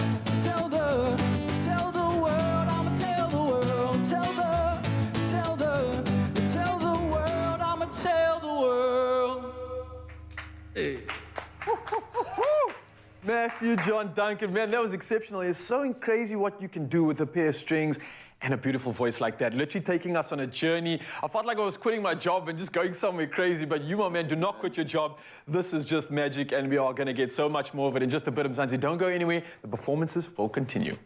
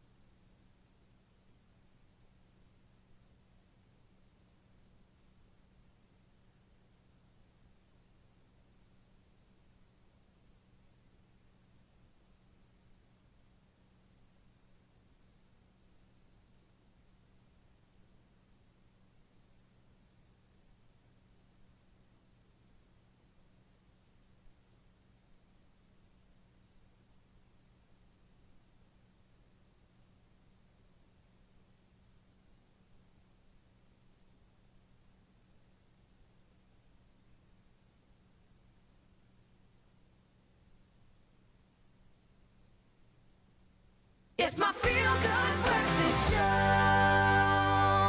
Welcome back. We might not be in the kitchen, but we're going to get you excited about cooking again. Say what you want, but nothing is more empowering than walking into the kitchen and being able to whip up a knockout meal that obviously both feeds and impresses the ones that we love, and to give you the ultimate freedom to create the quickest, easiest, and most delicious recipes. Fatties and Monies are launching a very tasty Waza Pasta Wednesday. We love the sound of that. Now, joining us this morning to share all the saucy details is Shane Liu, the brand manager from Fatties and Monies. Shane, great to have you here. Thank you so much. Waza Pasta Wednesday. We love it. We love the sound of that. Anything that is going to help people improve their culinary skills, we love. But I think you know how passionate we are about cooking on this show, and pasta is one of my go-tos. But maybe you want to give us a bit of background. Why did you want to motivate people to get behind a Waza Pasta Wednesday? What's the vibe? Cool. So, I mean, as Fatties and Monies, we believe that, you know, every South African, every human has that spark of creativity inside of them. Absolutely. And we exist as a brand to ignite that spark, to unleash that creativity and provide an outlet for people to actually express this through food. So at Fatties and Monies, like you said, we give people the freedom to create. And what we wanted to do with our Waza Pasta Wednesdays campaign is really just take South Africans and consumers on a journey where not only do we allow for you to whip up something really spectacular in just a few minutes, we want you to add your flair to it as well. And I think that's what's so exciting about this campaign is it's not prescriptive. You don't have a set set of rules to follow when it comes to making pasta dishes. You can add your own flair if you feel like making bolognese and add, I don't know, boerewors to it, or throw some curry powder in it. It's not prescriptive. Make it your own, and that's what makes it so beautiful. Completely, and our viewers will embrace this. We're always amazed. We'll give them like a sounding board, just a jumping off point, if you will, and let them be creative, and we are amazed at what comes back to us on our social media feeds. Of course, you need at its base something that is very versatile, that will allow you to go in any direction. Why is pasta such a versatile ingredient to work off? Because at the heart of this campaign, you want to inspire that creativity, and pasta really does give us an open field to play in. Exactly, and I think the way we think of it is, you know, if food is art, pasta would be the canvas. I love that. And it's, you got to start with the canvas before you can create a work of art. And I think what we want to do essentially with this, and why we feel that pasta is so great, is not only does it cook quickly, not only does it work with an array of different ingredients, but we wanted to really bring through a range of products for South Africans. So we have such a wide range that we believe that it can literally fit into any sort of meal. You can do anything, and also it fits within our budget, which is also vitally important in these very difficult times. So, of course, you've chosen to partner with some amazing chefs to help inspire us along this journey. Who are you working with and why? Yes, so we've partnered with the Lazy Makoti and Ruben Riffle. And I mean, they're no strangers to Fatties and Monies. We love them and we love partnering with them. And I think, you know, we really want to bring some inspiring recipes to South Africans and get everyone cooking along with us. But, you know, you don't need to be an expert chef to do it. So it really is about quick, easy, convenient meals. But obviously, partnering with the likes of Lazy Makoti and Ruben Riffle, they'll add their expert flair to it, which really does give us that inspiration. I mean, I've worked with Ruben for years now. What I love about his approach, as much as he's got a Michelin star or two behind his name, he loves food, good food, to be accessible. And I think that's at the heart of this, is that accessibility. We want people, yes, to be inspired, but also we want them to have a little added motivation in winning. And there is an opportunity to win big through this campaign. Tell us a bit more. Yeah, so I mean, I think not only do we want to provide that inspiration, but I think we want to reward people who do cook along with us. And ultimately, we've created this Was a Pasta Wednesdays competition where people stand a chance to win 2,000 Rand every day. Wow. And every Wednesday, every Pasta Wednesday, we're adding in a bonus 10,000 Rand. So essentially, there's no reason not to cook along with us, and it's really easy to enter and win. Absolutely love it. Just imagine the creations. If you get that 10 grand, suddenly you're introducing prawns into your pasta. We absolutely love it. This is fantastic, buddy. I think we're going to have a lot of fun with our Waza Pasta Wednesdays. So I suppose after all of that prelude, there is only one thing to do, and that's to welcome a chef into the kitchen and get cooking. Fatties and Monies was a Pasta Wednesdays. Bravo to you. Stand a chance to win 2,000 Rand every day, plus 10,000 Rand every Pasta Wednesday. See in store for details. T's and C's apply. Well, it's not every day that we have the 2 times best-selling cookbook author and trained chef. Yes, the Lazy Makoti is here with us, and we are kicking off Fatties and Monies Was a Pasta Wednesday in absolute style. And I can't believe this is the first time that we're actually cooking together. I can't believe this, and we're making such a delicious but very easy meal using Fatties and Monies. That is what you like. Easy, lazy, nyana, convenience. You're the girl that you think you are. I love that for us. That's totally me. Recipes that are quick and easy. 4 minutes is all you need, and you've got yourself a great meal. I'm putting the timer on. She said 4 minutes, so let's see. Okay. Okay, so we've got our pasta spirals already cooked, and then you just add to it all of your favorite veggies. I'm going to add in some cucumber, give it some beautiful color. And you know, color means nutrients. So... Okay, and I see you using the spirals for this one. How long do you cook this? Because I've been seeing this TikTok trend where Italians were like coming for us and saying like, South Africans cook it too long. You overcooking the pasta. How long would you typically cook a pasta? You do want it al dente. That means that it is cooked, but it's not overcooked. Not overcooked, so with a nice bit of texture as well and crunch to it. I got you, girl. I got that. So while I'm mixing in all of these beautiful veggies, getting all of this beautiful color, I'm going to have you mixing in our dressing. This is why you lazy, because you're making me do all the work, okay? Mine as well. So we have some Dijon mustard, and then we have some Dijon mustard, and then you're just going to add about 2 tablespoons of some olive oil. You can tell me when to stop. Yes. Keep going. Keep going. Perfect. And then you're going to do a tablespoon each of lemon juice, tablespoon of honey. I think you can use this quickly. I'll just pop it in like this. Yeah. A tablespoon of honey, and then lemon juice, and then obviously lemon juice, and then salt and pepper. Salt and pepper. We always have to season. And then that is going to be our dressing for this beautiful, easy pasta. Already like tossing everything together. This is so perfect for, you know, working at home or if you're back at the office. An easy lunch, an easy dinner. You can have this as a side or an entire meal on its own. Pasta is filling, which I love. Yes. How often do you have pasta at your own home? Definitely every Wednesday for Woza Pasta Wednesday.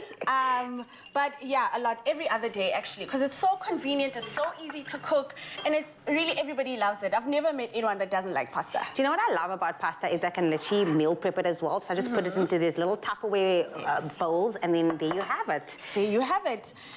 Easy, quick, simple, delicious.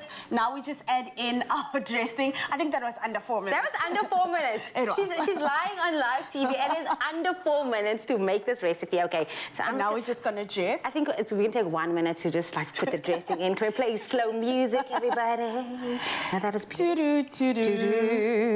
And just look at all of that colors that is used into this pasta. It's not like a basic pasta. It just screams vibrant colors, just beautiful flavors in there. It's so inviting. This is the perfect thing to make on Pasta Wednesday. Easy, quick, and there, we're done. And of course, if you did miss it, we are using the Fatties and Monies pasta spirals, but you can also use the bow ties too. Pasta is a great source of fiber that is low in fat and very low in sodium as well, so you can add a protein of your choice to this dish as well. So if you wanted, you could add some like chickpeas, some bacon, some chicken, some tuna. I mean, like I said, you can have this as an entire meal on its own, or you can have it as a side, like as a salad. Can you tell that I'm excited that we get to spend every Wednesday with you for Woza Wednesdays? Right. Yeah, you are the one. And of course, you want to get your hands on this recipe, expressoshow.com. And of course, to get your hands on Lazy Makoti's easy pasta salad recipe again, you can visit our website, expressoshow.com. And don't forget, you can also win big with Fatties and Monies Woza Pasta Wednesdays, where you stand a chance to win 2,000 Rand every day, plus 10,000 Rand every Pasta Wednesdays. So set your reminders for every Wednesday on your Feel Good Breakfast Show. Now, for all the details, you can visit Fatties and Monies on social media. But of course, happy eating to all of you. Fatties and Monies was Pasta Wednesdays. Bravo to you. Stand a chance to win 2,000 Rand every day, plus 10,000 Rand every Pasta Wednesday. See in store for details. T's and C's apply.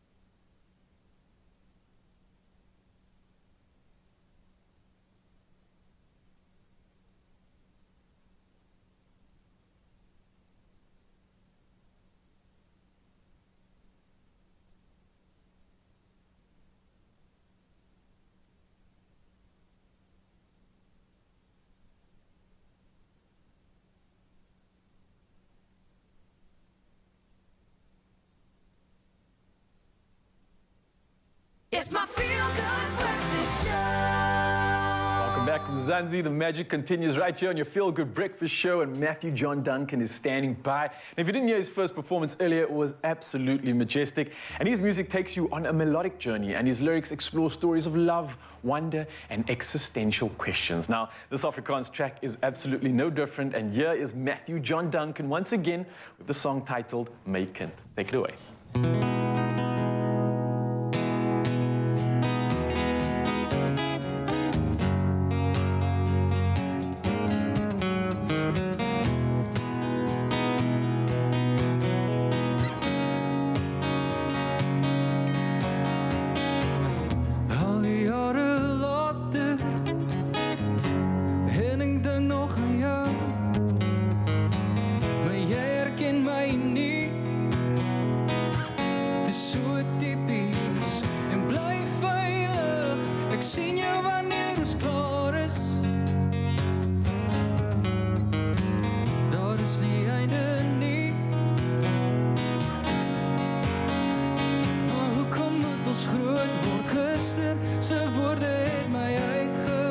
Ek skryf my geskiedenis, pak my in jou tas. Gister se klere het my uitgestal, maar in elk geval, hey, my kind, wat as jy uitvind? Wat as jy uitvind? Gee my net genoeg, zodat ek meer moet vra. Ek's nie die eerste nie. Dis so komies, maar skyn heilig, asof jy wat jou nie waai nie. Alles op sy tyd. Maar hoekom moet ons groot word? Gister se woorde het my uitgewas. Ek skryf my geskiedenis, pak my in jou tas. Gister se klere het my uitgestal, maar in elk geval, hey, my kind, wat as jy uitvind? Wat as jy uitvind?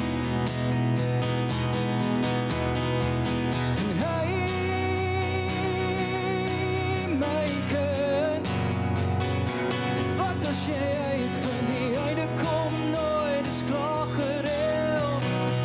Wag tot môre se oordeel.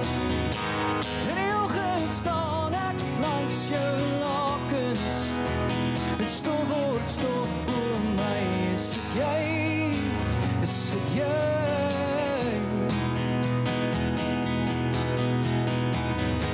In die oggend staan ek langs jou lakens. En stof word stof bo my. Is dit jy?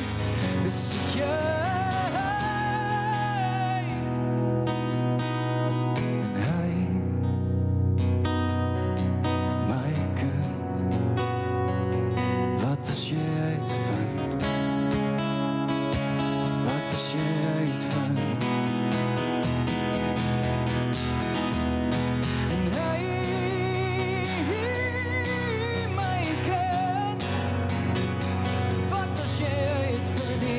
kom nooit, is klaar gereël. Wag tot môre se oordeel. En hy, my kind, wat as jy uitvind? Die einde kom nooit, is klaar gereël. Wag tot môre se oordeel.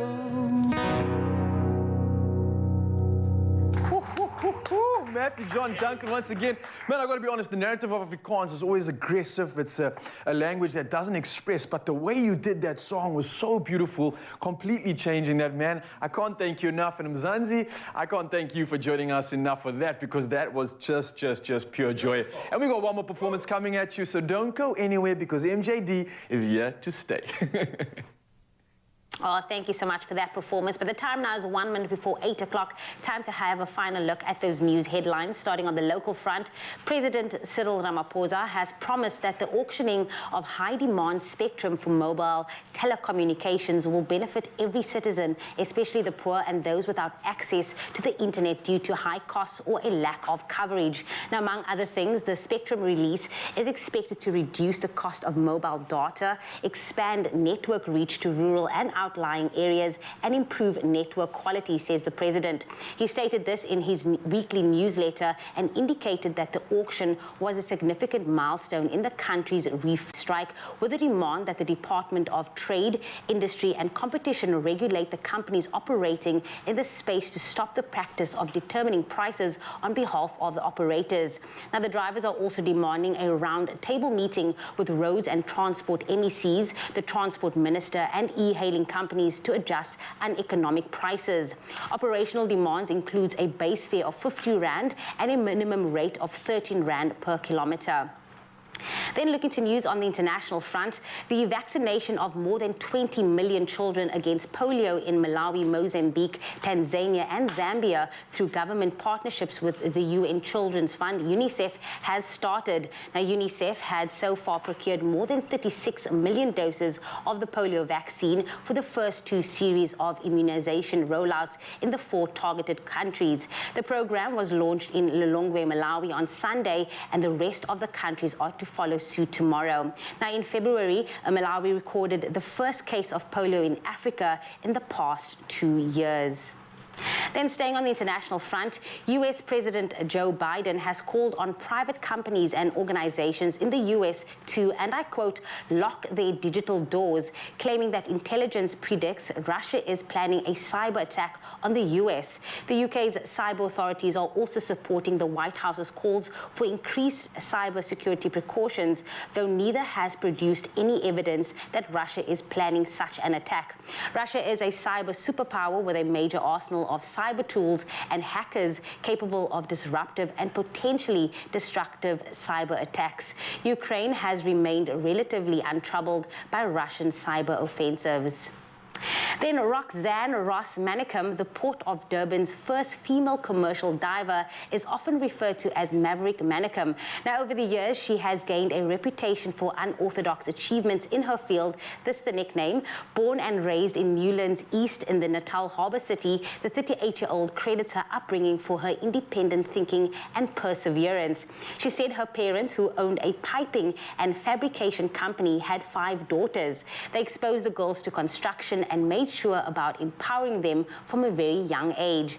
Eventually, the 5 could basically do anything that men could do. Roxanne was intrigued when she learned that there was not one female commercial diver produced at the Port of Durban, despite it being the largest container port in Africa. She said, and I quote, "I thought to myself, I'd always loved the water, I'd always been exposed to the water, and I wanted to close that gender gap." Well, she pressed on and did precisely that, and she added, flashing a huge smile, "The thought that commercial diving is a man's work is a stereotype, and we love to hear it." On that positive note, that is where I wrap up your news headlines here on your Feel Good Breakfast Show, but it's time now to have a final look at the sports with G-Man.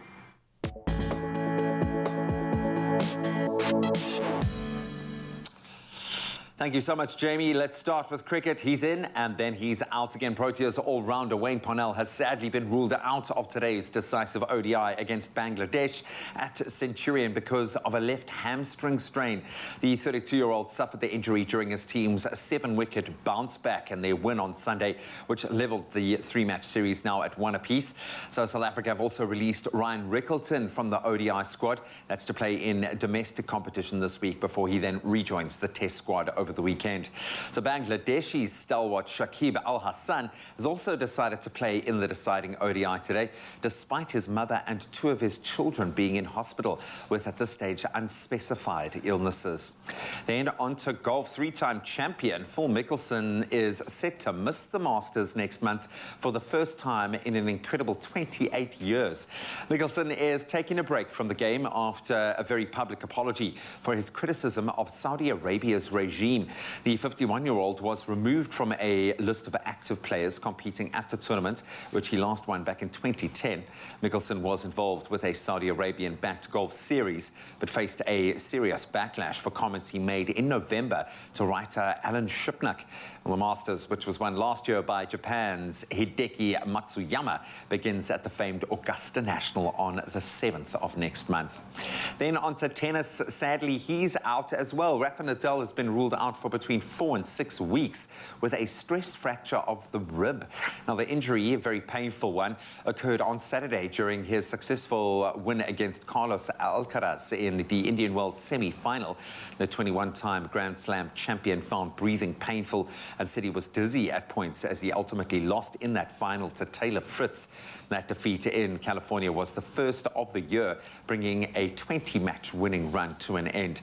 The 35-year-old is expected as a result to miss both of next month's clay court events, the first in Monte Carlo and then in Barcelona, while the big milestone will be the French Open, which begins in Paris on the 22nd of May. Then more drama in athletics and a story that is constantly evolving. World Athletics chief Sebastian Coe says women's sport faces a, quote, fragile future unless sporting federations get regulations right over the participation of transgender athletes. So over the weekend, American swimmer Leah Thomas, who's been in the news a lot recently, became the first known transgender athlete to win the highest U.S. national college title, and that was with victory in the women's 500-yard freestyle. Thomas has dominated U.S. collegiate women's swimming recently as a student athlete at the University of Pennsylvania, where she previously competed as a man. Now, her case has divided opinion, with some, including several teammates, saying that she has an unfair physiological advantage and should be barred from competing, while others say that she should be allowed to compete freely as a woman. We will certainly watch that story continue to evolve, but that's where we leave our sport for this morning. Let's get one last look at the weather.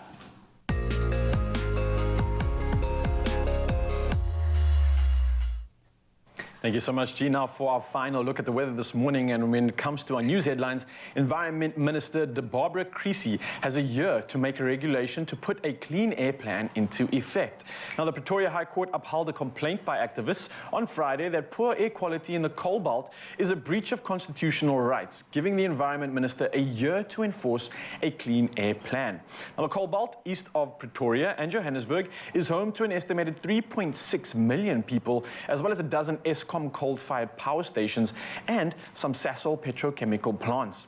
Now, activists, scientists and doctors, as well as a UN human rights expert, have argued that an epidemic of nasty respiratory diseases in the area was a direct result of high levels of air pollution.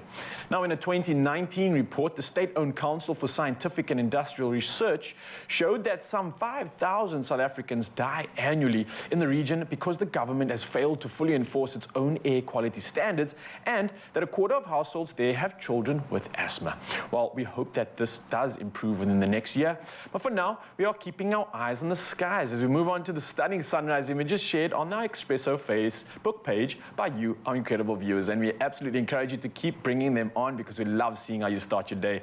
Now, Gordon Ashley Kaiser from Uppington shared this absolutely beautiful image of a cloud-filled sky being illuminated perfectly as the sun begins to rise.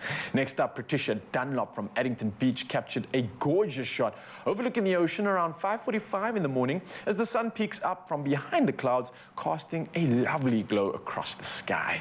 Presia Mas from KwaMahlanga kicked off our 7 a.m. update with this absolutely great silhouetted shot of the sun coming up in the distance. And last but not least, Roomba Governor from Phoenix also shared a silhouetted shot of the sun a little higher in the sky, casting a beautiful glow over the area. Oh, all these pictures are incredible, and it just gives insight to the beauty that we have in our country. So thank you, Mzansi, for sharing that, and I hope to see the rest of these pictures in the next headline. For now, our last look at the temperatures across the country, starting off in Polokwane, where the day starts at 13, moving up to 25 degrees Celsius, with a little bit of rainfall coming through. Mbombela, 16, moving up to 29. Similar conditions on your side of town. Pretoria, 16 is a low, moving up to 26 degrees, but the rainfall comes through quite hard in Johannesburg. 15, moving up to a high of 24 degrees. degrees. Over in Mahikeng, the day starting at 15, moving up to 27 degrees. Minimum rainfall in your side of town. Klerksdorp, very similar, but the rain does continue and increases. 14, moving up to 29 degrees is your temperature. Kimberley, the thunder showers continue. 15, moving up to 24, and much the same for Bloemfontein. 13, moving up to 22 degrees, and the thunder showers do continue.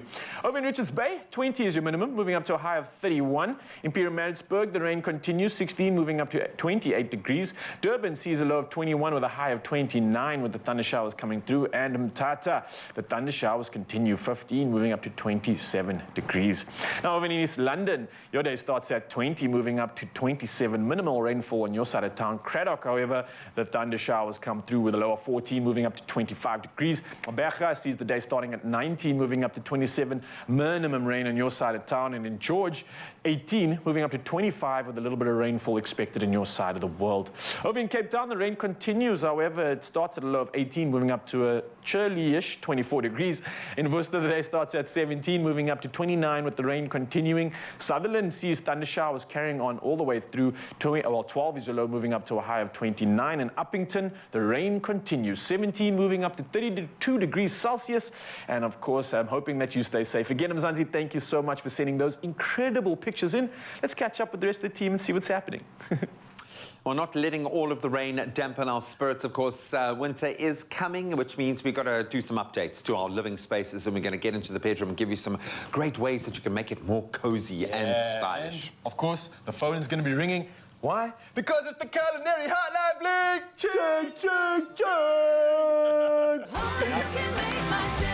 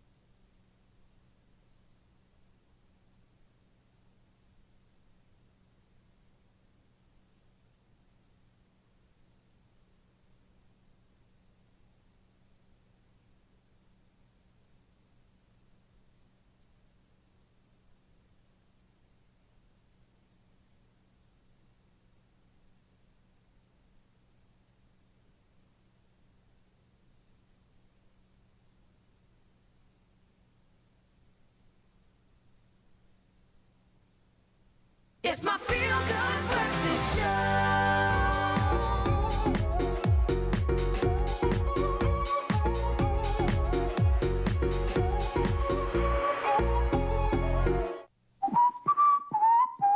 That song just it's stuck in my head all the time, but you know what that means. It's another edition and installment of the Culinary Hotline Bling! Ching, ching, ching! Yes! And this is a special one. We are joined by our favorite, of course, Chef Clem in the building. And if you have any questions for Chef Clem, then come through right now. The kitchen number and Culinary Hotline number is 021 110 552. But as I said, this is a special morning because we have another special guest joining us in the kitchen. Her name is Asina Parker from Craven B in the northern suburbs. I want to invite you in. Asina, we had an incredible chat with you, and now I see you in the flesh. Welcome to the studio. How are you doing? Thank you. I'm fine, thank you. Good to be here and meet you in the flesh. Yeah, you look beautiful. I love your dress, and I love the fact that you came all the way from the northern suburbs. Thank you. And officially, as we are in the kitchen, I need to do the honors of handing you our official Expresso apron. Let me just make it a little bit bigger for you over there. There you go. Wonderful. Want to pop that over your head? Thank you. Oh, it's official. You are part of the family now. How does it feel?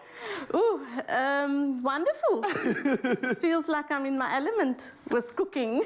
Lovely. And you are here with the specialist. So I feel like we have two specialists here, actually. No. I'm taking a back seat. Are you? Oh, okay. So I think it was last week that I said, if you've got an amazing family recipe that you feel you can teach Raul and I, because Raul and I are on this journey together. Yes. And I'm always interested in learning new recipes, especially traditional family ones. You answered the call and you came through. So if you have any recipes you feel like you want to share with Raul and I and the country, let us know. Okay. What are we making today? So today we're making a family recipe handed down to me from my late mom, who recently passed away in December. And she was famous. I don't know where she got it from, probably also from extended relatives or friends. But she was known to make this chicken peas palau. And it's similar to a biryani in terms of the layering, but it's got peas instead of lentils. And the palau is obviously an infused rice. Yeah. You know, some people call it palau, some people call it pulao, some people call it pilaf. So it depends on how infused and how flavored the rice is. So shall I go on? Yes, talk me through the steps. I'm going to be Raul and I here to assist you. So what is the first thing you would start with? So obviously have clean chicken and washed and drained, preferably with skin or without skin. It's your personal choice. Then we have grated tomatoes, and in that will go a bit of tomato paste. Then all the spices, which is cumin, coriander powder, garlic and ginger paste, salt and pepper, chili powder, and then obviously the gold. And that's saffron. That's Tell me, your saffron, and you steep it in some warm water before using it. That just releases the color and flavor. I love that. Absolutely. And it's also obviously to infuse more. It's easier than to throw in the dry strands. And then let's get it all together. Let's get it in there. I love it. So how long would you marinate your chicken for before you actually start cooking it? You can do it immediately or you can, for your time, if you're systematically and doing many other food, then it's easier to marinate it before. This is too much, so I need a bit of... You can always tell when there's a professional that's been for a very long time. So, they can eyeball the quantities so well. They know. Sometimes, you know, we kind of measure with our eyes now than the teaspoons. Asina, you cook quite often in the kitchen at home? Yes, I do. And these spices and flavors, I always chat to Clem about it because for me it's something that reminds me of literally being at home. And what I'm seeing here seems kind of like a cultural meal in a sense. It kind of brings that nostalgia back. Is it often that you'd cook with this array of like spices and this mix? Because I can imagine this going with a lot more than just this dish, right? Yes, of course. I do a variety of Indian dishes. Okay. You know, traditionally family recipes and, recipes from friends. And I blend it in with a lot of Western. I mean, I was taught last week or the week before the mac and cheese, which I made and I posted it on my Instagram. You did indeed, So we do a bit of both in terms of the Western, the Eastern, and then lots of salads, For balance. For balance. For the balance. And for health and vegetables. Even this dish, besides the pre-fried onions and the actual pre-fried potatoes, it's literally oil-free. So I can say I made a mistake because I was preheating the oil and I nearly got a... I was like, you don't need the oil in the pot. And I love that. It's amazing. So I learned something about today. And then the peas. We're learning. I like that. And then the green dhania. And then obviously the gold. But we're going to keep some to top the rice. Okay. Just to flavor the rice, infuse the rice as we say it. And then the pre-fried onions. So again, I will just watch with my eye because I'm doing a smaller quantity. So when I ask, a lot of dishes that use tomato bases and spices tend to taste better the day afterwards and then the day after that. Is this one of those dishes? Yes. Okay. It's more infused, it's blended in, and So what you're trying to say is that we should actually make a lot more than this. Maybe make like a massive, massive pot. Get the biggest AMC pot that you have or the biggest stainless steel pot you got out there. I know everybody remembers that one. When those pots come out, you know it's going to be a party. Well, that's how I normally cook. So it's, obviously doing a small amount like this is a bit different to my amount of cooking. I was thinking about the fact that the fast is coming up, and if you make this a day before the time, this is an amazing way to break a fast. Beautiful way right? to break your fast. Well, as a meal, yes. We break our fast with the dates. But I mean, of course, with the dates, but then the meal to follow. Yeah. I think this is a Very delicious easy. one. It's easy for the cook. Yeah. And also, everything is I must just prepared. say, not only is this easy, not only does it look like it tastes good, but like you are right, in fact, this is very healthy. The macro balance here is great as a meal, especially after a long day of fasting. You're getting all the nutrition back in. You've got your protein, your carbs, you've got some good fats, you've got variety in your veg, and like you said, the salads adding the balance. There we go. Yes. Lovely stuff. So, yes, this looks about ready. So this will be layered first. You can switch the pot. And I can literally just tip it all into the pot and start browning. No browning. So you can switch it off the pot. Turn off the heat? Yeah, please. I am interested. Turn off the heat. Okay. Yeah. So it's not a cooking before, it's cooking together. Okay. And then we layer it with the potatoes. And then we usually use a muslin cloth at home. But if, you know, for today we can use a heavy aluminium foil. And we'll poke it with the skewer so that the rice can infuse. Sina coming through with a kitchen hack right now. Wow, I'm absolutely impressed. And then we put on the rice. Tell me about your rice. I see that it's been partially cooked already. Yes, it's parboiled because obviously it's just to steam through with the food. And the preparation for the rice, is it washed and soaked before the time? Not necessarily soaked, but definitely washed. Okay. I'm a believer of washed rice. And it's infused with cardamom and, cinnamon stick. So I think that's enough for the amount of chicken. So with the rice in this example, because you're kind of steaming it through the heat of that beautiful mixture of flavor we just made, is the rice going to actually absorb that flavor at the same time? Yes, that's why it's easier to use a muslin cloth. And that's where the word palau comes from. It's an infused rice. Okay. So you can flavor it more infusingly, if that's the word, with more vegetables or whatever, if you do it separately. We call it sometimes a savory rice. Thank you. I love it. Don't you love how when you see someone in the kitchen, when they know what they're doing clearly and they have the utmost confidence, they don't need much. They get involved. Their hands are dirty, as we said there, because you're mixing and you're getting their love into this meal. This is reminding me of home right now. Absolutely. I see that you like the mother that I never had in a sense. Honestly, this is incredible, and I love how involved you're getting in the kitchen now. Thank you. You're like a natural here. Are you sure this is your first time? Yeah. I don't think so. Okay, so I know that you mentioned the first time on the studio. First on the studio. So I know that you mentioned earlier that you actually need your carrots a little smaller than that, because now I understand Slightly why. smaller. Because they need to steam with the rice. No, not necessarily. Yeah, with the rice. But the thing is this, it's more for decoration. Okay. So it's just, so that there's more vegetables. Okay, you on the Expresso show, so we've got to be fancy here. So it's just, Colours are for important. decoration. Now you close the pot. Okay. You can add a bit of water to kind of steam. No, not like that. To keep it like... Chef Clem, come on, man, get with it. However, we can add a bit of more water to kind of allow for the steaming. And if, like, you added the oil first, if you want it more oily or with butter, then you can make it more decadent. But it's healthier, it's easier. So you add some water, then you kind of close the lid, then you seal it. Got you. And then this continues to cook on the stovetop for about how long? So for this small amount, it would be 15 minutes on high. Then that quick, okay. Very quick, 15 minutes on medium. And then you simmer it on a low heat. And then the chicken will be cooked. And then obviously, after that, the meal will be done. You can check every time if there's enough liquid, because the onions and the tomato and the paste will draw into a liquid. Just also me. Look at me, This is amazing. Can I get a notebook? Can I get a notebook? Sina Parker, you are incredible in the kitchen. Are you aware of that, firstly? This is insane. I've been what told you're doing. that, but obviously as a cook and as a family person, you don't kind of carry all those,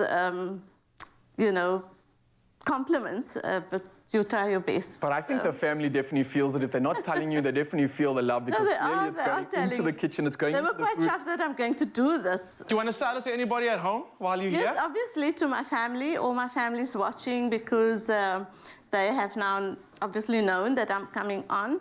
And shout out to all my family. Shout out!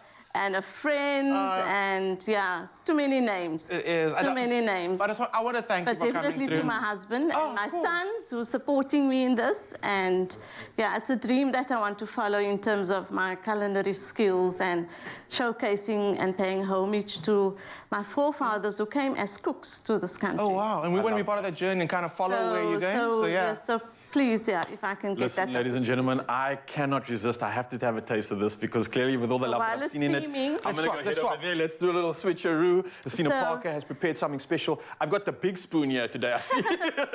And of course, Mzansi, don't forget you can get this recipe at expresso.com, although Lucina has come through and delivered it for us. So the rice gets dished one side and then the spicy part. It's a good roll. It's good. It's like time traveling. Wow. Back to a kid in the kitchen at home. All those feelings have just come back. The balance is just beautiful. The rice has all the flavor. I think you're a pro. It's official. We're going to call you Chef Lucina Parker. Oh, thank you. Mzansi, thank you so much. Lucina, you've been incredible. Absolutely love the fact that we get to chat with our viewers and the fact that we get to see in person. You've earned this apron, and I hope you wear it all the time in the kitchen too. Of course, I will be wearing it. And thank you, just thank you. That so was much. incredible. Chef Cliff, everything to say there. You loved it. This was amazing. This is what I spoke about this. Come into the kitchen and teach Rala and I. We want to know these amazing family recipes that you have. We want to be part of your food journey. So let us know on Facebook if you have any one of those traditional family recipes. We want to hear it. And if you want to try Lucina's recipe, expressoshow.com. You have to try this recipe. Trust me, it's that good. Yeah. It's that good. Love it. Thank you. Oh man, I love it when a plan comes together. Lucina is the real deal. Thank you so much to her, to all of her family. We love you guys just as much. You're now part of the Expresso family. So here's the good news. We've been going on about this because we really want you to capitalize on this opportunity. We want you to experience Red and unlock more with Vodacom Red. So we've been covering some amazing rewards and benefits that cannot be missed this month. And I know Ryle has been just as excited as I am. Step in here, son. Yes, First of all, how cool was Lucina, hey? She was so good in the kitchen. Absolute pro. Honestly, Absolute pro. I feel like she's a kitchen cooking company all in one, and that's exactly what this deal is with Vodacom as well, right? Everything wrapped up. We love it. Okay, so this is the one deal that's really got us excited, which we've been trying to get across to you because it is just such a golden opportunity to score on every element of your lifestyle. You can get the Samsung Galaxy S22 on a 30GB Red VIP plan with unlimited minutes for only $1949 per month. But the kicker, you also get the Samsung Galaxy Watch 4 and the classic, that's the classic eSIM and the Buds Live for free. I was just thinking, you know what you could do with that? You could literally have your buds in your ear, listening to some music, have your phone out with your data, watch the show and the recipe. Exactly. And then check your watch for the time every time when you... Well, what I love is where you could forget your phone at home. You could still listen to the music on the watch. This is true.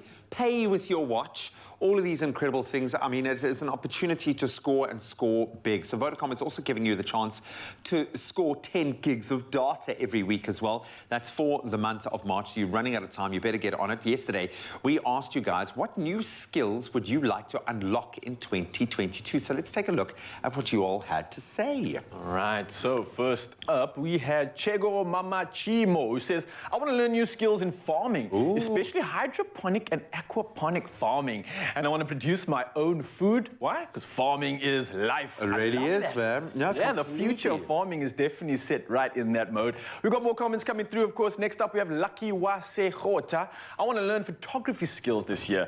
It has always been my dream to empower myself with photography skills, as it is my passion. Well, you definitely need to get your skills up with this phone. Yeah, man, please post pictures so we can see the labours of the fruits of your labour there. Haley Ford said this, for the year 2020, I want to enter the steel world to become a welder and more. Very cool. That's a very good skill to have. As a female, I know I can do it. Definitely can. Well, we covered up the first commercial diver in Durban's port this morning, so you definitely can do it. If anything, females would probably be more meticulous to the detail when it comes to that industry. So I think you'd be better than the guys when it comes to welding. But look, Mzansi, remember, you can tune in on Friday and find out if you are the lucky winner of those 10 gigabytes of Vodacom data. If you haven't entered yet, what are you waiting for? All you have to do is reply to the competition post on your Expresso Facebook, Twitter, or Instagram page and tell us what new skills would you like to unlock in 2022? Now, don't forget to use the hashtag ExperienceRed, unlock more. And the competition closes Thursday, 24th of March, 2022 at 10 a.m. Your terms and conditions can be found on expressoshow.com. So hurry up. What are you waiting for? Get involved. 10 gigs are waiting for you. Switch to Red and get the Samsung Galaxy S22 for 1,499 Rand and a rugby jersey, Watch 4 and Galaxy Buds Live free. Further together, Vodacom.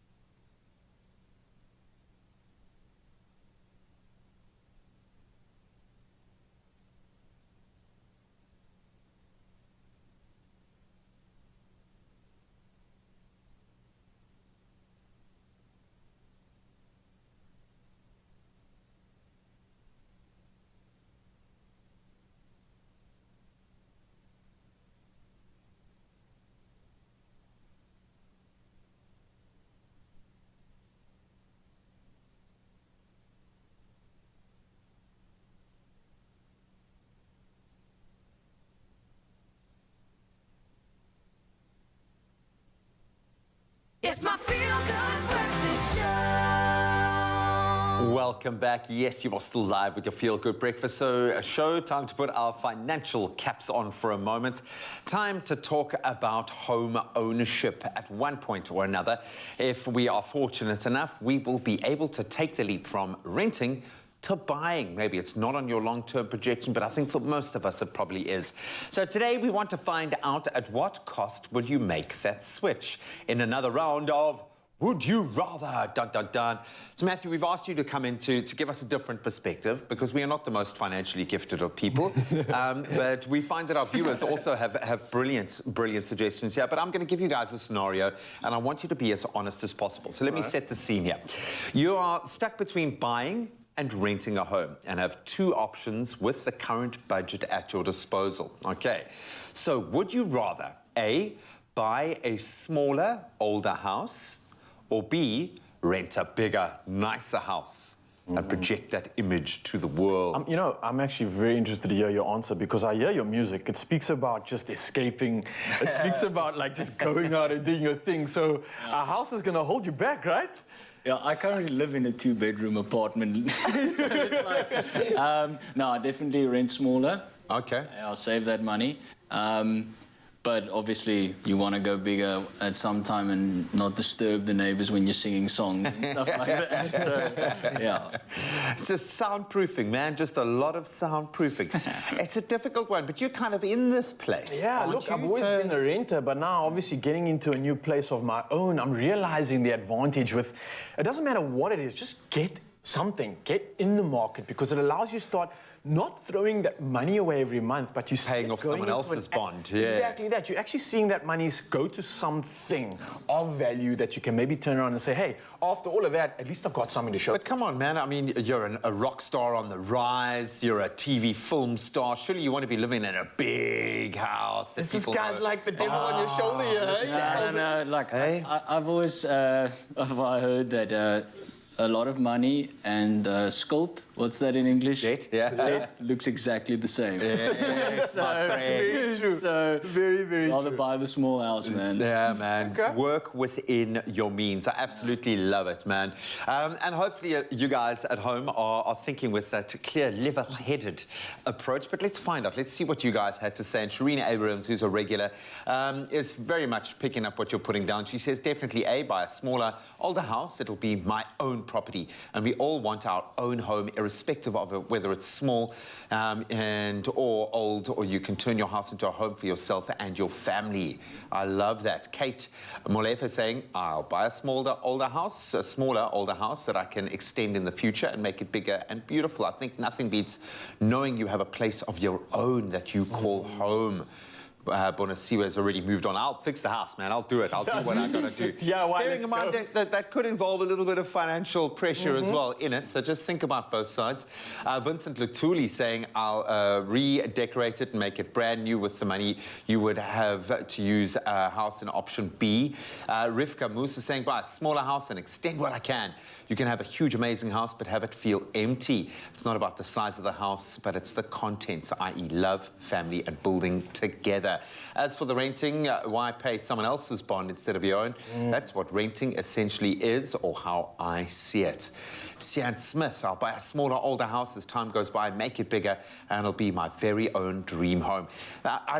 Ownership seems to be an important thing. Why is it so important for you, Raul, to own that property that you bought now? I think you're touching on that note about ownership is so important to us as citizens in this country or in the world, especially because you want your own safe space. You want your space of sanctuary. For a musician, it's where you can come to for solace, write your music, or just get that mental clarity in a sense. So I think for everybody in Mzansi, in the time we're in right now, everybody wants something of their own that they can look at and be like, here's my legacy, essentially, in this. This is where my work has gone. You see, I think, I don't know. I think it's an exciting step, and I think everybody has that as a goal for themselves. Yeah, just be prepared. If you're going to go that route, be ready to knock down walls and do your own sanding. Gents, very impressive. You both passed the financial test this morning. Well done. I think becoming a homeowner is obviously a super exciting journey. And if this is on the cards for you in 2022, first of all, awesome. Then second of all, reach out to the team at Nedbank and find out about their home loan tools and offers. They'll guide you through the financial literacy needed in this process and let the experts help you finance your dream home, no matter how big or small. Don't just buy. Look out for specials. Do you want a bank that takes your money or a bank that takes your money choices seriously? Join Nedbank today. Winter is around the corner, but winter is all about those textures and warm colors. So why not take advantage of this wonderful season and turn your home into a cozy sanctuary with soft textures, plush throws, and toasty blankets. Now, Editor-in-Chief of Modern Living, Daniel Weekly, is joining us in the studio for a seasonal wrap-up, and she is wrapping it up with a throw. Like, can we take a second, Mama? Well, when I talk about this and I talk about the throws, you'll understand it all. It's mixing textures and colors. Because that's the thing, like, people think like winter and they think like this cold and it's just like dark. No, we can plump it up, we can make it cozy, we can make it a sanctuary, and that is why you are here. That's exactly why I'm here. And it also can be affordable because it doesn't necessarily need to mean that you change up your whole decor scheme. I find that by changing up the colors, changing up, as you said, the textures, making it plushier and something more snugglesome, you really can set the mood for winter. And the easiest way to do that, and you'll see by where we're sitting, it's like Game of Thrones here. But see what I did there? I see. We have got throws of every description, and for me, that is the easiest way to update the mood and the look for winter. So these smaller ones, which I love to throw over the arm of a couch, little knitted throws and woven throws, they're also simple and easy and thin. So like quick to wrap up or throw over your knees. Yours is a slightly plushier affair. That is the corduroy Sherpa. It is big enough for two. I'm just letting you know. Okay, well, we need to get someone. But not maybe for that armchair, but otherwise. And then I'm going to take you through to the bedroom to show you how we layer them up elsewhere. I don't even think I want to leave just like this space right now, because really with winter, I'm very unproductive. I just want to stay in bed. But like having this and just making sure that the mood is set for winter, it gives me that you know, that vibrant feel. And it gives you the coziness, like you feel like you could flip it up off the arm of the chair and just wrap up in it. Okay, so we're done with this. Yeah, we're ready. Let's go to the bedroom. Let's go to the bedroom. I'll follow you. Ooh, Danielle, this is luxury on another level, but I'm sure it's also on a budget, because that is what we're all about, affordability. Which is why there's so many layers, right? Because you can have any version of it that you like. So the statement maker throw. Wow. Plushy, flushy, luxury faux fur. So we can add another little layer to it. A nice little element to it. Absolutely. Complements one and another also it depends what kind of texture you like as well, because some people really love this sort of a feel, whereas this you get the same feel from it, but it's a much sort of softer and shorter fur. These are luxury fleeces with a herringbone texture, so they've got like a cutout pattern in them, which I think is really beautiful and adds like another layer to it. These are just the simple knits. So this is if you feel like this is really going to overheat you. These guys are your best friends, because these are like a slightly softer, more porous, so you're not getting as hot in all of them. We've got the quilt, and over here on this side, I know, for my little reading nook, I've got reading nook, right? So you really want to be snugly. These beauties are heat generation throws. So they kind of take that same thermal technology and wrap them up. So even though they look very thin, they are super, super warm. These are the suede Sherpas. So what I love about these is that they've got the little inners inside. I know, which I absolutely love.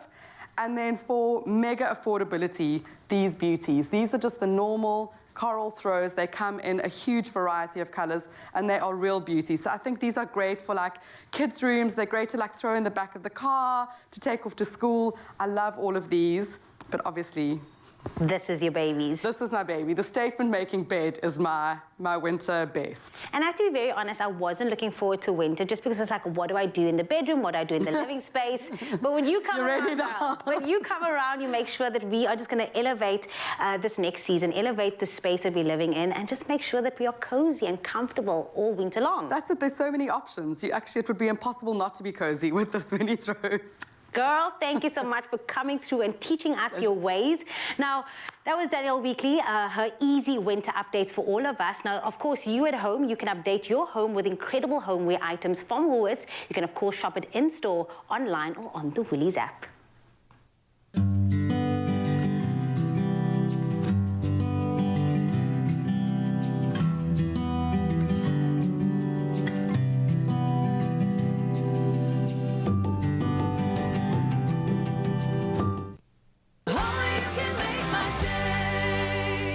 Wake up in luxury with Expresso and your chance to win one of 5 Slumberland Green Wave Queen Size Base and Mattress sets, each to the value of 14,000 Rand. To enter, reply to the competition post on Expresso's Facebook, Twitter or Instagram page, answer the question and include #SleepWithSlumberland in your answer. Competition runs from Friday the 18th to Thursday the 24th of March 2022. T's and C's can be found on expressoshow.com. Catch you later.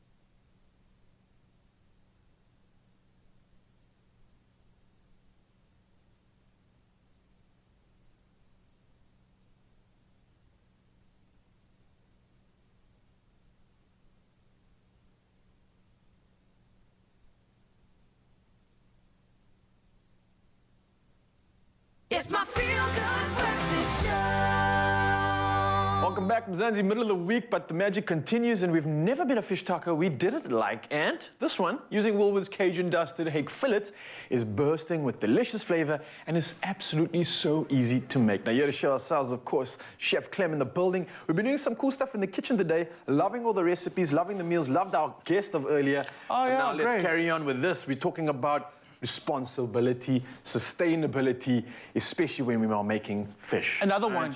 Traceability. Ooh, I like that. What's that? Where it comes from, right? Exactly. Nice. And that's what we love. Yes. That's what we do, right? So we're able to trace our seafood because that's part of the responsibility that we have.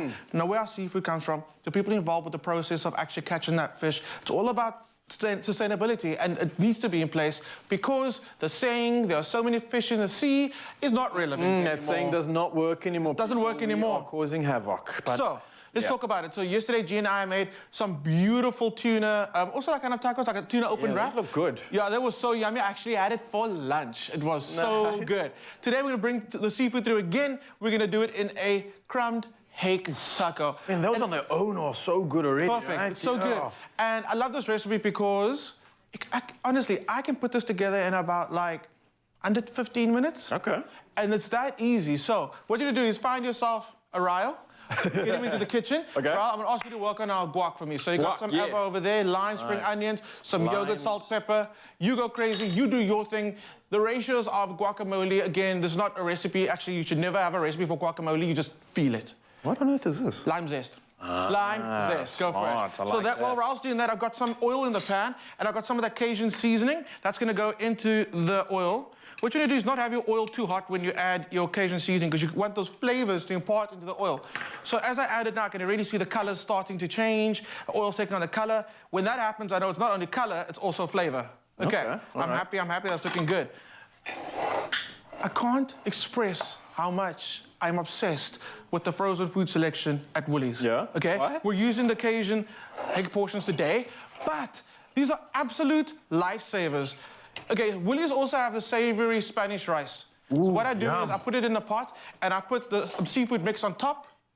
Okay? What's in the seafood mix? We got some crab sticks, we got some mussel meat, we got some prawns, a little piece of whiting in there as well. I'm thinking like seafood paellas, I'm thinking of curries. But it's a cheat one. It's a cheat one, absolutely. Okay, 15 minutes. The tempura hake portions, absolutely amazing. Pair that with Woolies steak fries. Yeah. Or what I actually do, because I'm obsessed with their frozen roast potatoes, use the tempura hake portions with their frozen roast potatoes. Put it in at the same time. Put everything in the air fryer. Oh, I love that. Everything in the air fryer. Then, with G and I spoke about it yesterday, if you're gonna have fish fingers, get them from Woolies. I'm telling you, there's magic in, I don't know, it's so delicious and amazing. We also got the hake panko portions. These are great for when you're feeling a little fancy, you know, your hummus bush or your little hors d'oeuvre when your guests come in. These are delicious, but also just on a plate on its own, amazing snack. One thing I love about this, because I have actually made it, Clem, is how moist it is on the inside. It's not undercooked. It's perfectly cooked every time. Every time. That crunchy texture, that crumbness on the outside, that panko just comes through so perfectly. I think it's the perfect way to serve up a portion, a bourgeois style, like you just said. Wow, I like it. Okay, cool. Also, the prawns. The prawns. Yes, let us not forget. Okay, I mean, prawn curry, also, in a hurry, because you don't have to cook the chicken. The prawns cook so quickly. This is what you need. And then, of course, the mussels. Woolies have the most insane garlic ciabatta bread. Oh, I'm telling you. Hungry now, again, man. like that just goes into your air fryer. You make this, and you're sorted. You're sorted. And I love the beauty of this, though, because now that you have the convenience of maybe, like you said, popping it in the air fryer, no one suspects that, though. I mean, when you taste these things, people think you put hours into prepping this, getting the batter, getting the mix right, sourcing it, or whatever you want to talk about. But in fact, it's this easy. I mean, look at what we're doing now. In less than like 5 minutes, we're going to show you how to make more than one recipe. That's it. And that's the thing about convenience, especially when it comes to winter. I find like your freezer becomes your best friend because you're able to put like dinners, lunches, breakfasts, everything from your berries to your seafood to your rice, which you spoke about that you can freeze before the time. Yeah. The dish, your soups, your stews, you can freeze before the time as well. Love your freezer. It's an absolute saver for winter. Raul, how are you looking there with your guac? I've just completed the guac. So at first I had to put some elbow grease in and get working. I didn't have a blender today, but we have made it through. It's looking nice and rustic. It's smelling so good, and I think this is going to be an absolute perfect sort of pairing with panko. We cleaned our board, so I'm actually going to work on the board. Okay. So I took that spicy oil, okay? okay? And I've toasted the tortilla in there. Half side only. You can do the whole side. I was just trying to, like, you know. Trying to be fancy. So a little bit of this rainbow sprinkle goes on. Yeah. I mean, really, it looks so beautiful. It's all about the colors for me, It's like I was all saying earlier about in the the kitchen. colours. The colors mean that there's more variety, which means there's more potential for the nutrients to come through and all the good stuff that you're getting from all of these all that good stuff. salads and veggies. So then let's hit it with a little bit of the pesto mayo. Ooh, now you're being naughty, eh? Ooh. I like when it goes quiet when you start like finishing up a dish. Everybody just goes jaw drop. They're just like, I want some. Everyone's trying to call dibs. I see Lucius always calling dibs on the good meals. That's why he's so close to this one, because the man knows. He knows. First grab at this one. He knows. Okay, Eva's going on top. Be generous with it. You know what? I'm actually going to pop on the board. So let's get that board over here. All you need now is some of these pickled onions. And Rama, guy, you have made an amazing taco. Can I just also say, South Africa, Raul's cooking skills have improved so much. He literally should be called Chef Raul de Mornay. Oh, I think you're killing my it. friend. Mzansi, as simple as that, Chef Clem coming through, always feeding us with the goods. How awesome is this when it comes to the fridge or freezer and getting a meal prepped? You can get this at woolworths.co.za. So many options, so many incredible ways to make a meal. And just like this, we've ticked that box once again. Lucian, come get your dinner, Lucian! Dibs! Yeah, he is. No one can fight this man off. You happy? You happy? That's how you keep your producers and directors happy. You feed them. You feed them only the best. Obviously coming from Woolworths, as we said, I hope you guys enjoy that.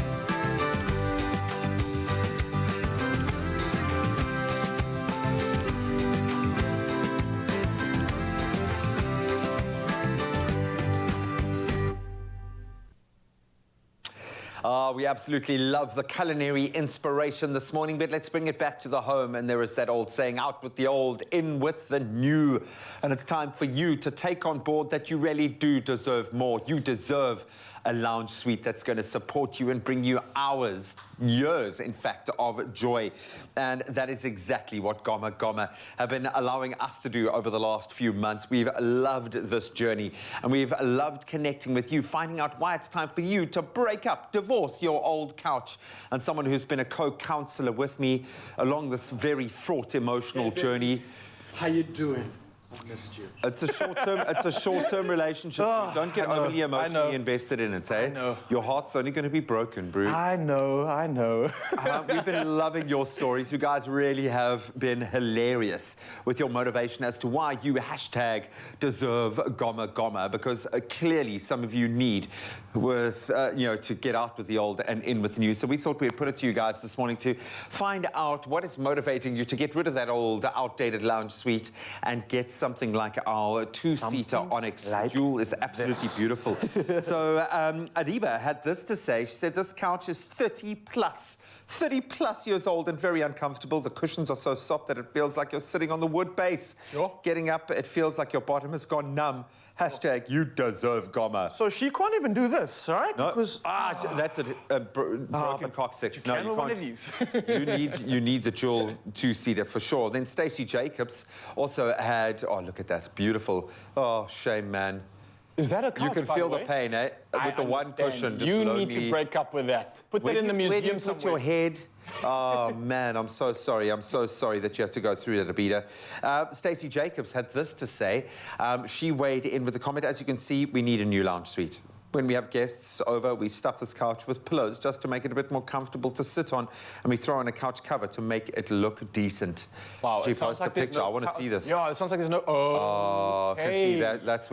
That's like Sheldon's spot over there in the corner. I feel like on that far right-hand side from our view, someone has sat there for years. Yeah, they've lost someone there, in fact. They lost Granddad in that hole. Yeah. Every single day. And they still haven't found him. They're going to find 10 Rand and change and Granddad in that couch. That's just terrible, guys. You deserve better. You deserve Goma, undoubtedly. So thank you so much for the amazing stories behind why you need to break up with your old lounge suite. And if you're looking for something new in your life, a little extra added support, maybe a stylistic element, I really do suggest you get onto Instagram and follow their page at @goma_SA, or you can follow Goma Goma on Facebook, or just simply stop by their website, goma.co.za, to find out more about their unbelievably stylish stylish range. There is something to fit every pocket, every household, every personality type, I think. Yeah, truly, G, and this is something that you do not want to be without. Even in a plain room, this upstyles it, and it just makes that statement that you absolutely need. I mean, come on, look at this. You just turned a two-seater into a one-seater. I did that. All right.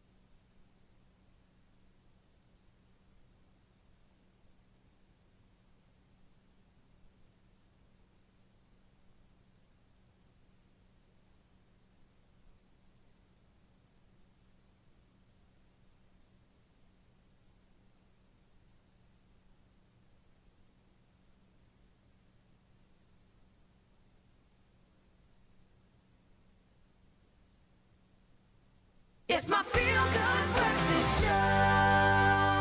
Welcome back one last time, but your timing is good, as I always say, because you're just in time for one final performance from Matthew John Duncan, who has been amazing. You're just such a lovely guy, first of all, so thank you so much for bringing that energy onto set. But you've been breaking us. This whole show, the sound checks of doing this particular song have taken us on an emotional roller coaster ride, and I cannot wait for you to be taken on that ride. What a perfect way to close out the show. This is one of my favorite songs, and it might just be one of yours after this. It's a Tracy Chapman standard. It is Fast Car. Take it away. You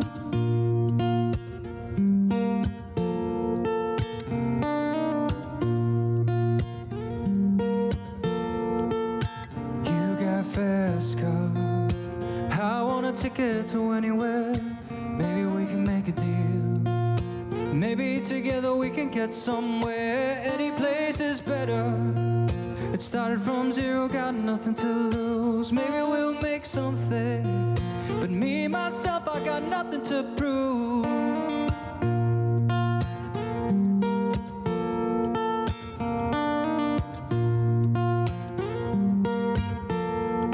See, my old man's got a problem. He lives with a bottle, that's the way it is. Said his body's too old for working. His body's too young to look like his. My mama went off and left him. She wanted more from life that he could give. I said somebody's gotta take care of him. But I quit school, that's what I did.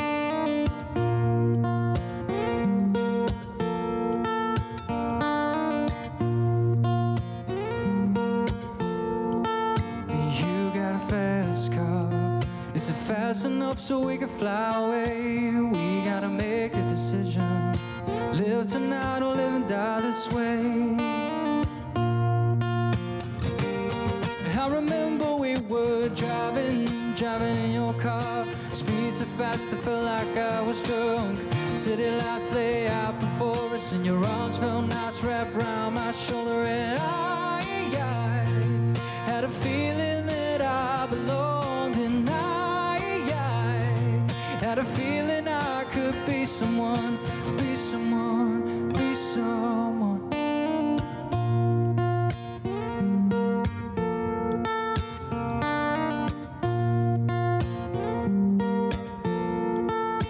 You got a fast car, and we gon' cruise and entertain ourselves. Still ain't got a job. I work in the market as a checkout girl, and I know things will get better. You'll find working promoted, and we'll move out of the shelter, buy a bigger house and live in the suburbs.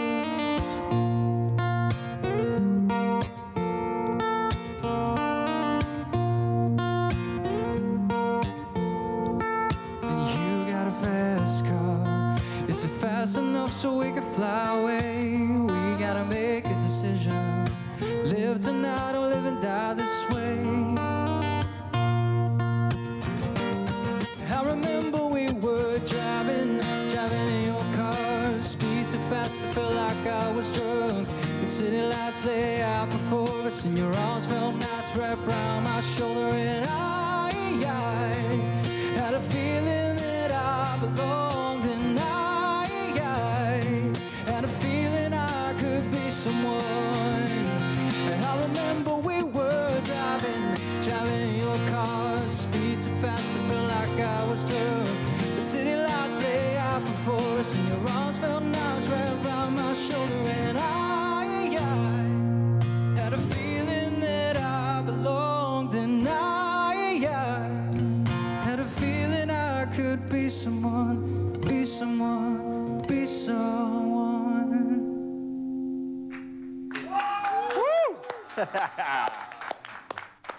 Yes! Magic, This month, say it with flavor, taste, and aroma, so they'll know it was made with love by Clover. Another feel-good production.